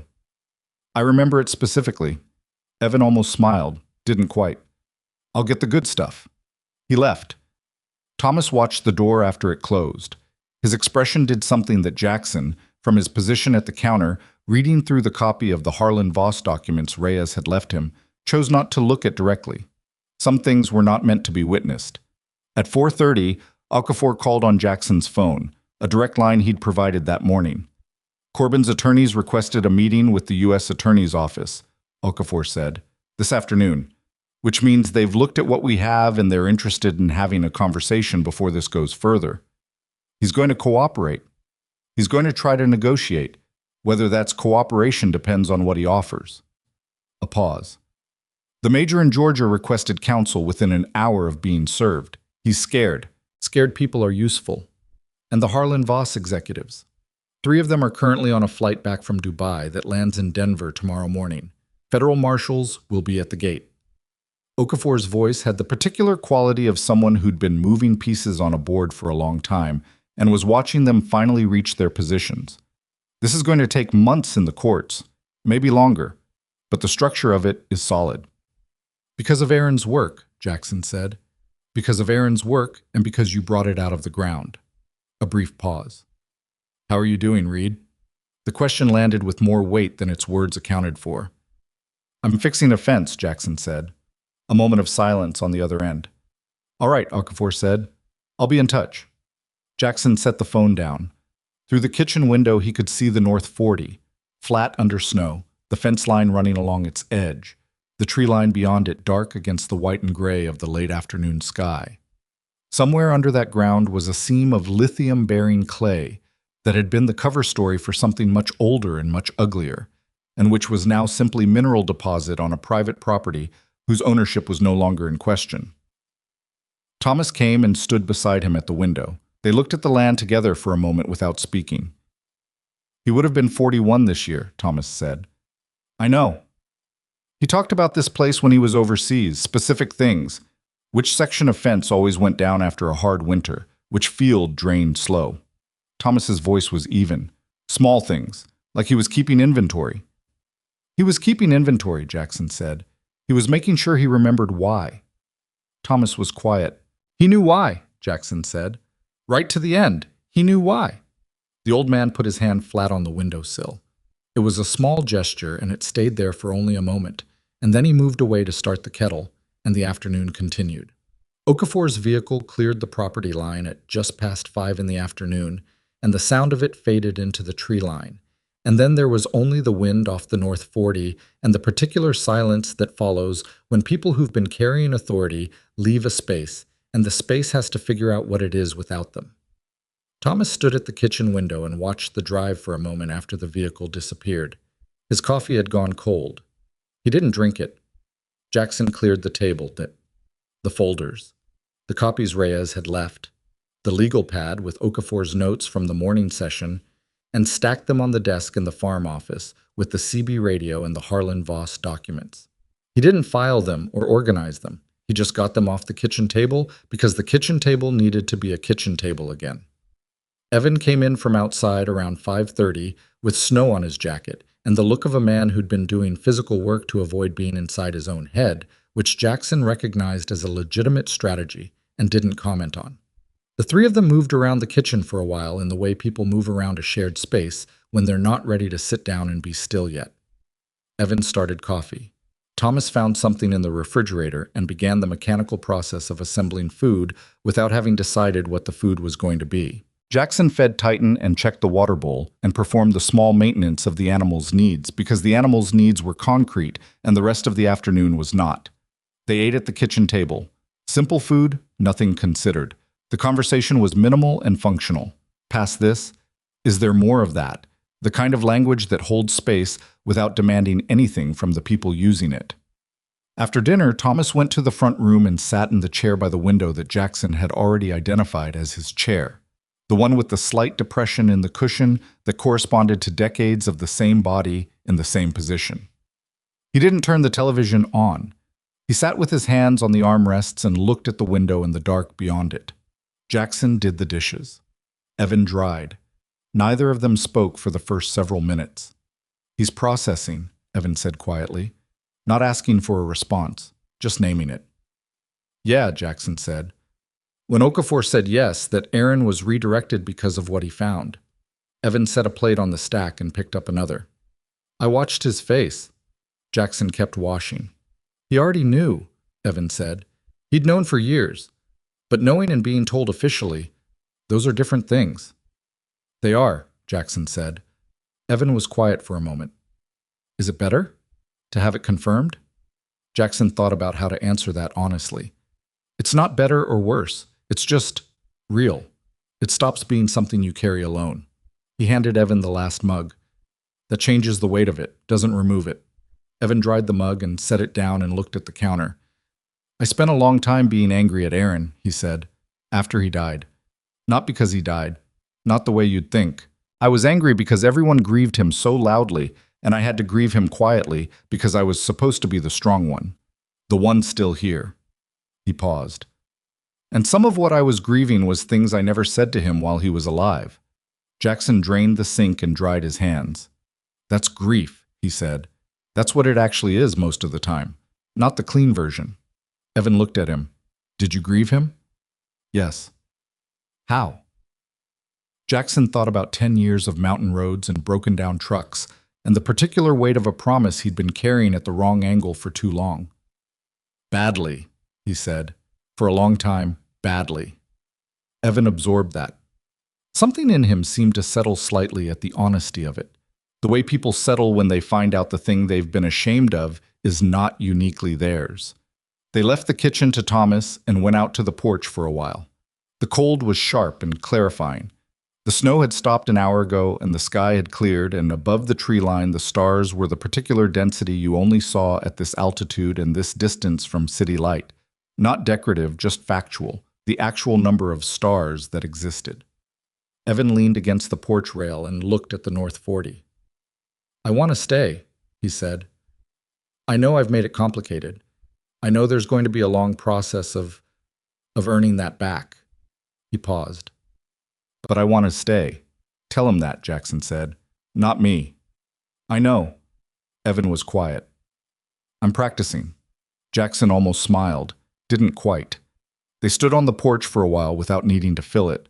Titan had followed them out and was sitting at the top of the steps with his nose to the air, reading whatever the night was carrying. His breath came in small, even plumes in the cold. Somewhere on the property, the equipment shed, probably, where the wind moved through the gap in the roof that still needed proper repair. Something creaked and settled. The particular voice of an old structure adjusting to the temperature drop. Jackson had already added the roof repair to the list in his head that he'd been building since the perimeter walk. The list was longer than a few days of work. It was longer than a few weeks. He noticed that he was thinking of it as his list. Not a favor, not a temporary contribution, just the list of what this place needed and who was going to address it. He noticed that and let it stand. Inside, through the front room window, the lamp beside Thomas's chair came on. The old man had reached over and turned it on without getting up, and in the warm circle of its light he was visible. Not clearly, just the shape of him in the chair, hands on the armrests, still.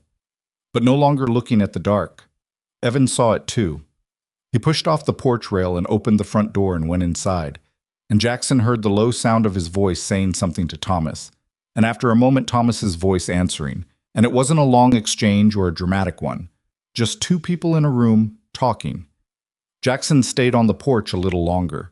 Titan leaned against his leg, the animal's warmth solid and uncomplicated in the cold. The night was quiet over the North 40. The fence line was holding. The sky above the tree line was full of stars that didn't care about any of this, and were therefore reliable in a way that Jackson had always found useful. He breathed in the cold air and breathed it out, and went inside. The kettle went on and the afternoon went quiet, and Jackson stood at the kitchen counter with the Harlan Voss documents and read them through one more time, not because he'd missed anything, but because the act of reading them carefully felt like the correct response to a decade of their existence.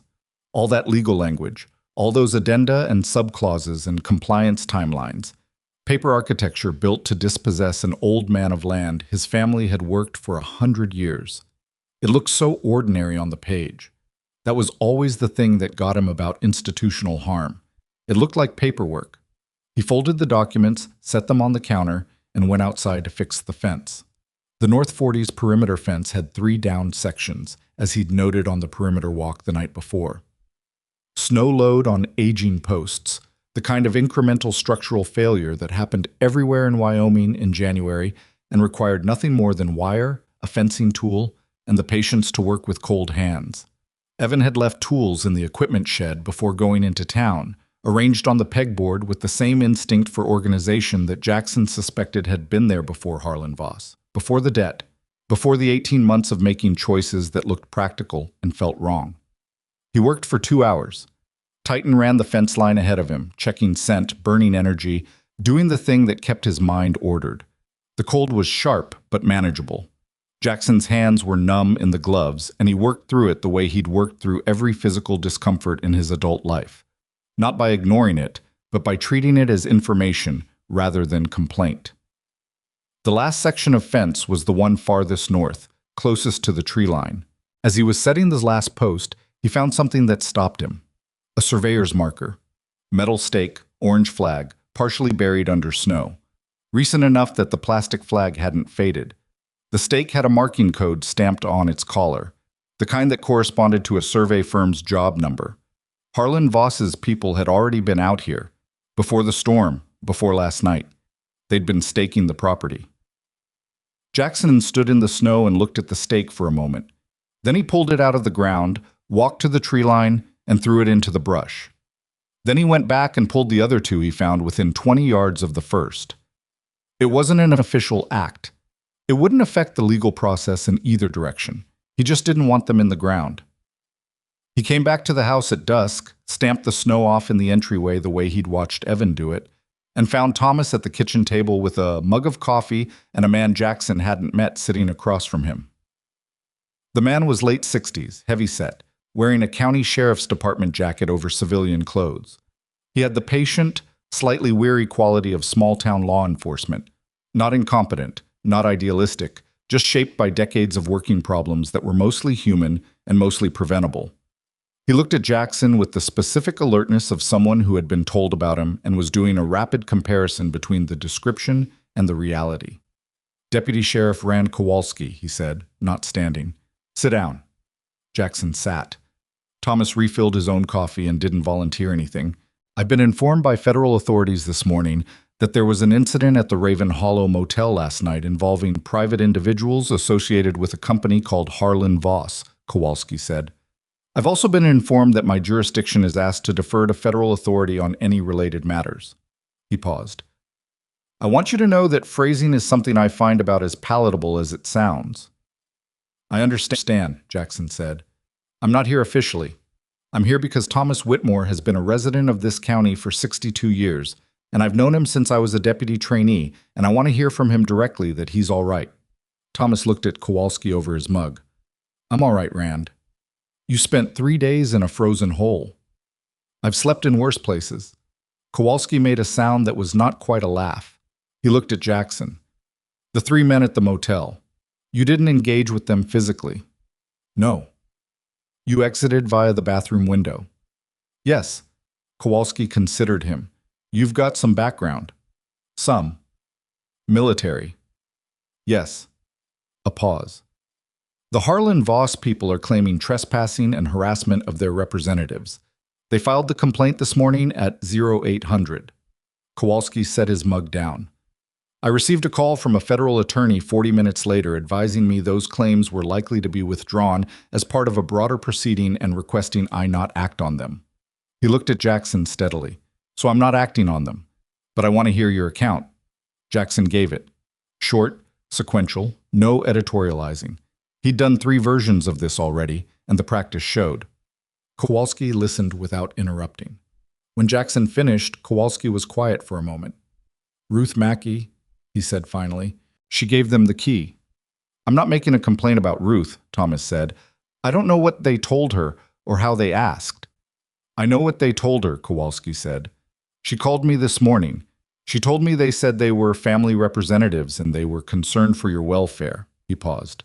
She feels terrible. She should tell her that, Thomas said, that it's all right. Kowalski picked up his jacket from the back of the chair and stood. He looked at Jackson one more time with that measuring quality. You planning to stay in the county, he said, for a while. Good enough.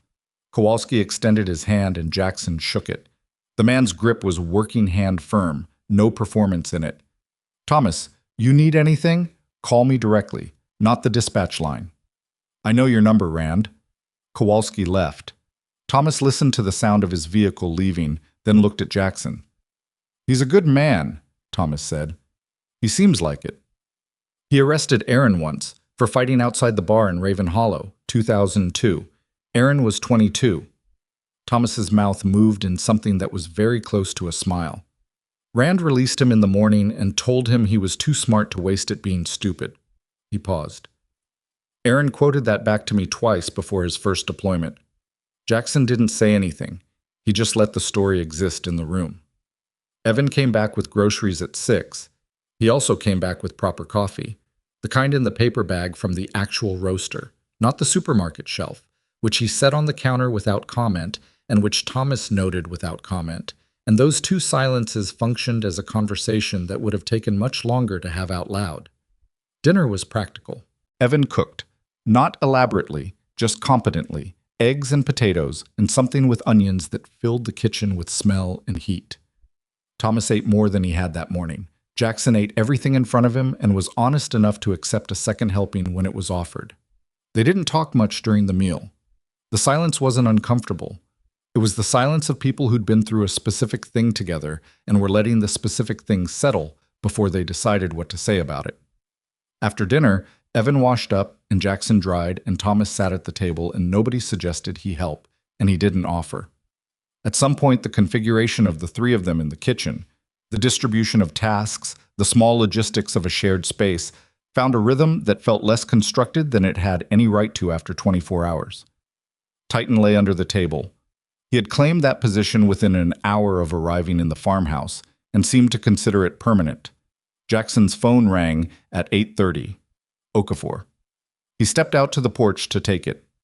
Corbin cooperated, Okafor said without preamble. His attorneys negotiated a proffer session for tomorrow. He's going to give us the operational structure in exchange for sentencing consideration. A pause. It's going to be significant. The network Aaron documented was the surface. Corbin knew about 3 other parallel operations. Jackson stood on the porch in the cold and absorbed that.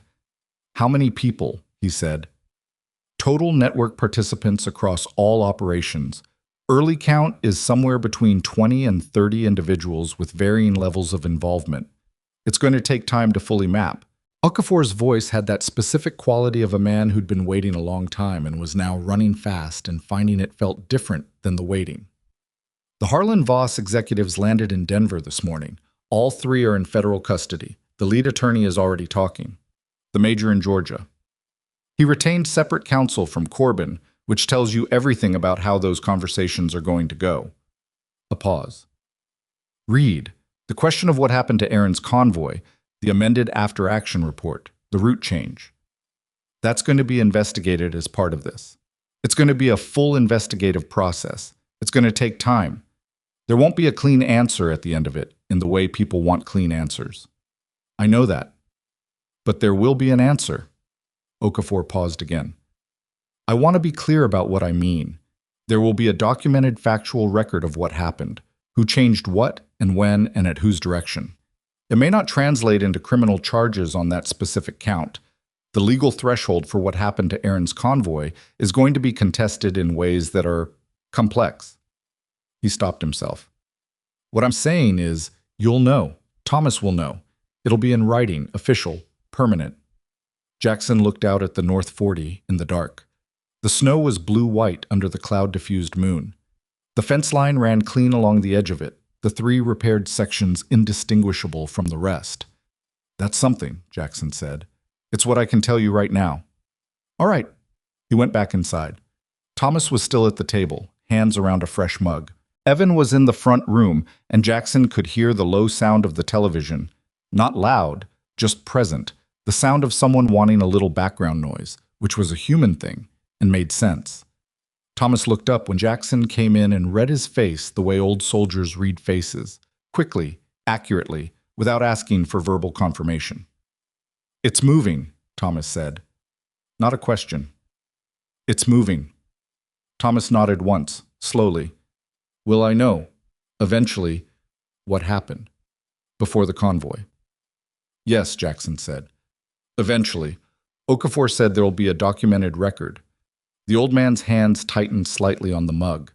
Then they loosened. Good, he said. The word was quiet, but it had a particular finality to it. The sound of a man setting something down that he'd been carrying upright for a long time. They sat together in the kitchen for a while after that without needing to fill the time with anything. At some point, Thomas went to bed. Jackson checked the locks and the perimeter out of habit. Not because he thought anyone was coming, but because the habit was functional and the property was worth protecting, and those 2 facts were enough reason. Titan made the circuit with him. Old dog, old routine. The next 2 weeks moved the way work moves, forward, with friction, in no particular hurry. The fence on the south section needed attention too, as it turned out, and the tractor had a hydraulic line that had been leaking since fall that Evan had been putting off. There was a section of roof on the equipment shed that had lifted in the storm and needed securing before the next one came through. These were not dramatic problems. They were the kind of problems that farms produced continuously, and that required someone to simply address them, which was its own kind of answer to questions that didn't have better ones. Evan worked. Not strategically, not to prove anything, just worked. The way a man works when he's in a place where work is the available thing, and he's decided to be present for it. He and Jackson developed a working pattern without discussing it. Who took what tasks in the morning, how they moved around each other in the equipment shed. The shorthand that develops between people doing physical labor together. It wasn't friendship yet. It was the thing that came before friendship when other things had gotten in the way first. Thomas moved at his own pace, which was the correct pace for a man his age who'd recently survived 3 days of hypothermia. His doctor drove out from town twice in the first week and adjusted his medications and told him the foot, the one with the compromised circulation, needed attention but was not as bad as it could have been. Thomas received this information with the equanimity of a man for whom close calls were no longer surprising. He spent his mornings in the farm office, not with the binders, which were gone, logged into federal evidence.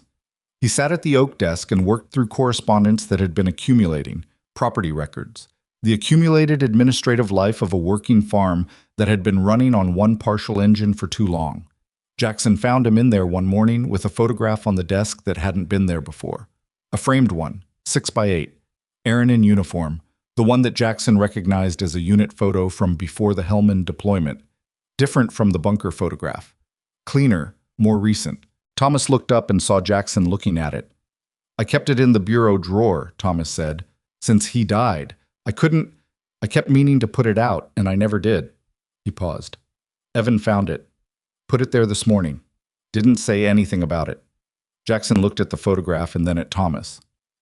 Yeah, Jackson said. There wasn't anything more accurate to say than that. 3 weeks in, Okafor came back to the property.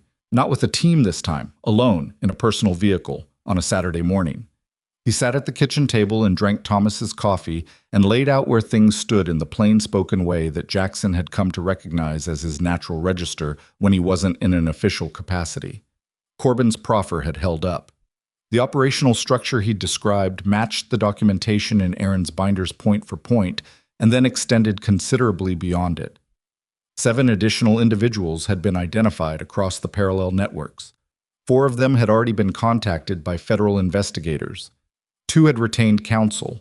1 had self-reported, which Okafor described as unusual, and which Jackson interpreted as someone who'd been waiting for a door to open. The Harlan Voss executives were looking at federal fraud, conspiracy, and wire fraud charges. Their attorneys were in active negotiation. The mineral rights claims on Whitmore land had been voided by a federal court order 8 days prior. The major in Georgia had broken from his counsel and was now cooperating separately, which Okafor described without editorializing, but which carried its own significance. Scared men who retained separate counsel and then abandoned it for cooperation were men who'd looked at the evidence and concluded the math didn't work in their favor. The after-action report amendment, the specific document that had changed Aaron's convoy route in the official record, had been traced to its source. The original submission had been modified at a network terminal with access credentials belonging to a logistics officer who was now deceased, but the modification itself had been requested in writing in an encrypted communication that existed in Corbin's files. Okafor said this carefully and with the qualifications it required, and Thomas listened to all of them. When Okafor finished, Thomas asked one question. Was Aaron redirected to that road because of what he found? Okafor was quiet for a moment. The documented evidence indicates that the people who had access to his operational communications also had the means and the motive to affect his mission parameters. Whether that constitutes direct causation in a legal sense is, was he redirected because of what he found? Thomas said again. A longer pause.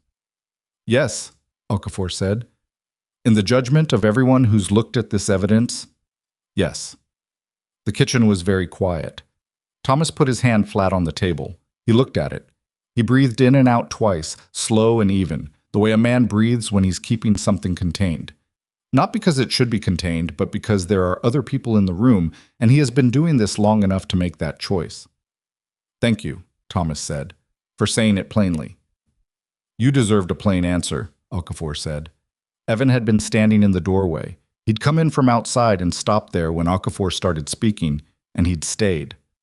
When Thomas put his hand on the table, Evan crossed the kitchen in 4 steps and sat down next to his father. He didn't put his arm around him. He just sat close enough that their arms were touching, and Thomas didn't move away from it. Okafor looked at Jackson. Jackson looked back at him and didn't say anything because there was nothing to say that the room didn't already contain. After Okafor left, the 3 of them stayed at the table for a while. Outside the kitchen window, the North 40 was flat and white, and the fence line Jackson had repaired ran along its edge in a straight, clean line, and the sky above the tree line was the particular blue of late winter in the mountains, cold and clear and about as honest as a sky gets. The conversation about Aaron didn't happen all at once. It happened over the next several days in the way real conversations happen, in pieces, at unexpected moments, when someone said something that opened a door and someone else decided to walk through it. Evan told Thomas about a phone call Aaron had made to him 6 months before his last deployment. Not a significant call. Aaron had called to talk about nothing specific, which Evan had found strange at the time because Aaron was not someone who called to talk about nothing. He'd been half paying attention, had been distracted by something at the farm, and the call had ended without anything substantial being said. I've thought about that call every week for 10 years, Evan said. They were at dinner. The television was off. I think he was checking in. I think he knew something might happen, and he stopped. I don't know what he was doing. I just know I was barely paying attention. Thomas was quiet for a moment. He knew you were busy. He knew the farm was hard that year. That's not... Evan stopped again. That's not really the point. No, Thomas said. But it's true. He looked at his son. Aaron didn't make that call because he needed you to perform something. He made it because you were his brother. The call was the point. Whatever else was going on, the call was the point. Evan looked at the table. His jaw worked. He wasn't easy to be the brother of, Evan said. Very quiet. I need to be allowed to say that. You're allowed to say that, Thomas said. He was, Evan exhaled. He was everything at once. Medals and reputation and dad stories and the town stories. And then he died and he became even more. He became the thing on the wall and the name on the paperwork, and I was still just here. The kitchen was very still. Evan, Thomas said, I know he didn't choose any of that. That's not what I was going to say. Thomas looked at his younger son with something that was more complicated than most expressions are. I was going to say that I see you. Here, doing the work. I have always seen you. I was not always good at saying it. The silence after that had a different texture than the others. Jackson got up and refilled his coffee. He spent a moment longer at the counter than was necessary. When he came back to the table, both Evan and Thomas had straightened slightly, and the moment had passed into the place where moments go when they've done what they needed to do. The season moved. February came in gray and steady. The tractor hydraulic line got fixed. The roof section on the equipment shed got resecured. The south fence came back to functioning order. These were not the only things that happened, but they were the visible ones. One morning in early February, a truck came up the access road that Jackson didn't recognize. County plates, newer model, a woman driving it alone. She got out with a folder under her arm and introduced herself as the Regional Veterans Affairs caseworker. She'd heard, through channels she described as indirect, and which Jackson suspected began with Rand Kowalski, that there were veterans at the Whitmore property who might benefit from services. Thomas received her at the kitchen table and answered her questions with the directness he applied to everything.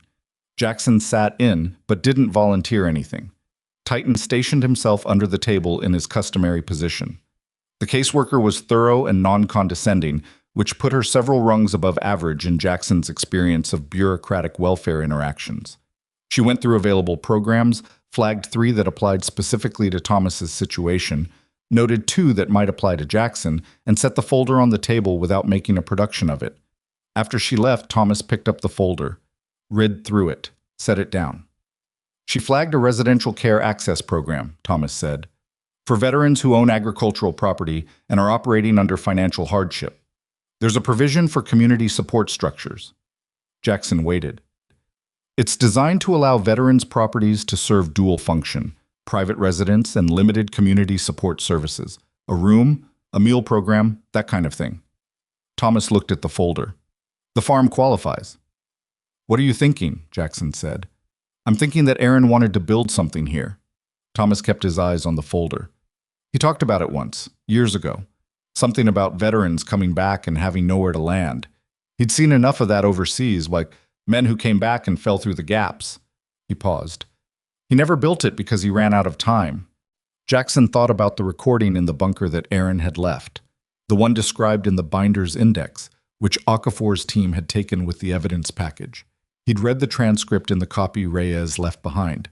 A man can survive a battlefield, but the hardest fight is protecting the people who cannot fight for themselves. You'd need help, Jackson said, more than Evan and me. I know that. It wouldn't be simple. I know that too. Thomas looked up from the folder. I'm not asking you to solve it right now. I'm asking you whether it's worth trying. Jackson looked out the window at the North 40, at the fence line, at the tree line beyond it, dark against the winter sky. He thought about the truck breaking down on Route 14, about the specific contingency of it, the dead engine, the wrong road, the dog stopping in the snow. The way a series of unremarkable events could assemble themselves into something that, looked at from a certain angle, appeared to have been arranged. He didn't believe things were arranged. He believed in mechanics, cause and effect, probability, the way a chain of decisions and accidents produced outcomes that felt meaningful because human beings were built to find meaning in sequences. He'd believed that for a long time, and he wasn't changing it.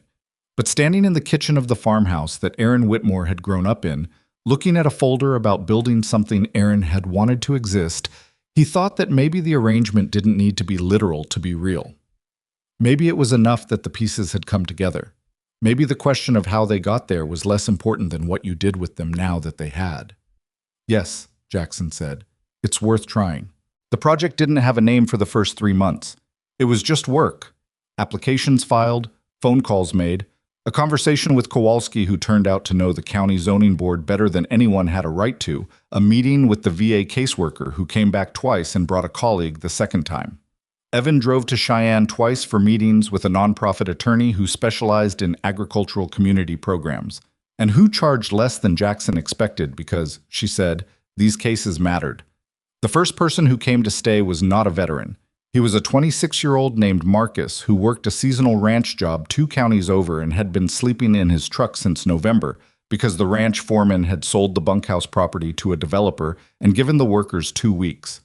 He came to Raven Hollow because someone told someone else that there was a farm taking in people who needed a landing spot, and Marcus had driven 40 miles on that information and pulled up the Whitmore driveway at 7 in the evening, looking like a man who'd been driving on hope for longer than was comfortable. Thomas met him at the door, showed him the room off the back of the house that Evan had cleared and repainted in January, told him dinner was at 6 and breakfast was at 7, and there was work available if he wanted it, and no obligation if he didn't. Marcus had looked at the room and then at Thomas for a moment. "Why are you doing this?" Marcus said. Thomas thought about it for a beat. "Because someone built something worth protecting here, and protecting it means using it." Marcus stayed 4 months. He worked the fence lines and helped Evan with the equipment maintenance and ate dinner at the table every night and was, by the time he left for a full-time position at a ranch in Montana, a different version of himself than the one who'd pulled up the driveway in February. Not transformed, not fixed, just steadier. More himself. He wasn't the last. By the following winter, the Whitmore property had been through the county community support designation process and was formally listed as a transitional residential resource for agricultural and veterans assistance. There were 2 spare rooms that cycled with people on timelines ranging from 3 weeks to 6 months. Thomas ran it with the same unfussy practicality he applied to everything. Evan managed the operational side, supply logistics, scheduling, the paperwork that community programs generated in quantities that required someone with patience and organizational instinct. They were not seamlessly functional. There were weeks that were hard, guests who didn't work out, disagreements between Evan and Thomas about how much structure to impose and how much to leave loose. The funding was inconsistent. The county administration was helpful when it was and impossible when it wasn't, sometimes within the same week. Jackson stayed. He hadn't exactly decided to. It wasn't a decision the way decisions announce themselves. It was more like a series of mornings when leaving was the available option, and he didn't take it until enough of those mornings had accumulated that the question answered itself. He repaired things. He drove Thomas to appointments in town when Evan was tied up with farm work. He cooked when it was his turn and ate what other people cooked when it was theirs. He learned the particular personality of the Whitmore tractor, which required a specific sequence to cold start and resented being rushed. He learned which section of fence was going to go down every winter and preemptively addressed it in November from then on. Titan aged. His muzzle went fully gray. He moved slower in the mornings and required a few minutes to work out the stiffness before he was operational, which Jackson recognized as a thing they had in common. He still did his perimeter checks. He still slept under Thomas's kitchen table, which had become so established that the table had been permanently shifted slightly to give him room. The trial, or rather the succession of trials and plea agreements and federal proceedings that constituted the legal resolution of Robert Corbin's network, moved through the system over 14 months. Jackson followed it in the way civilians follow legal processes, through Okafor's periodic calls, through the occasional news coverage that was accurate about the broad strokes and wrong about several details, through a formal notification that arrived in Thomas's mail, informing him that as the surviving family of a service member whose death had been materially affected by the documented actions of the named defendants, he was recognized in the court's findings. Thomas read the notification at the kitchen table. He read it twice, folded it, set it on the desk in the farm office, under the framed photograph of Aaron. He didn't say much about it. He didn't need to. The work of saying what needed to be said about Aaron had been happening for months in the daily life of the farm. In the morning stories Thomas told while the coffee was on, in the way Evan had started keeping records in the same methodical way Aaron had, in the understanding that the thing being built here was not a monument but an extension. Something Aaron had wanted, continued by people who were imperfect and still trying and alive. In November of the following year, almost exactly 12 months after Jackson's truck had died on Route 14, the first snow came to Raven Hollow early and came hard. Jackson was on the North 40 when it started, checking the fence line ahead of the season, and he stopped and stood in it for a moment the way you stop sometimes when the weather changes fast enough to feel like punctuation. Titan stood beside him.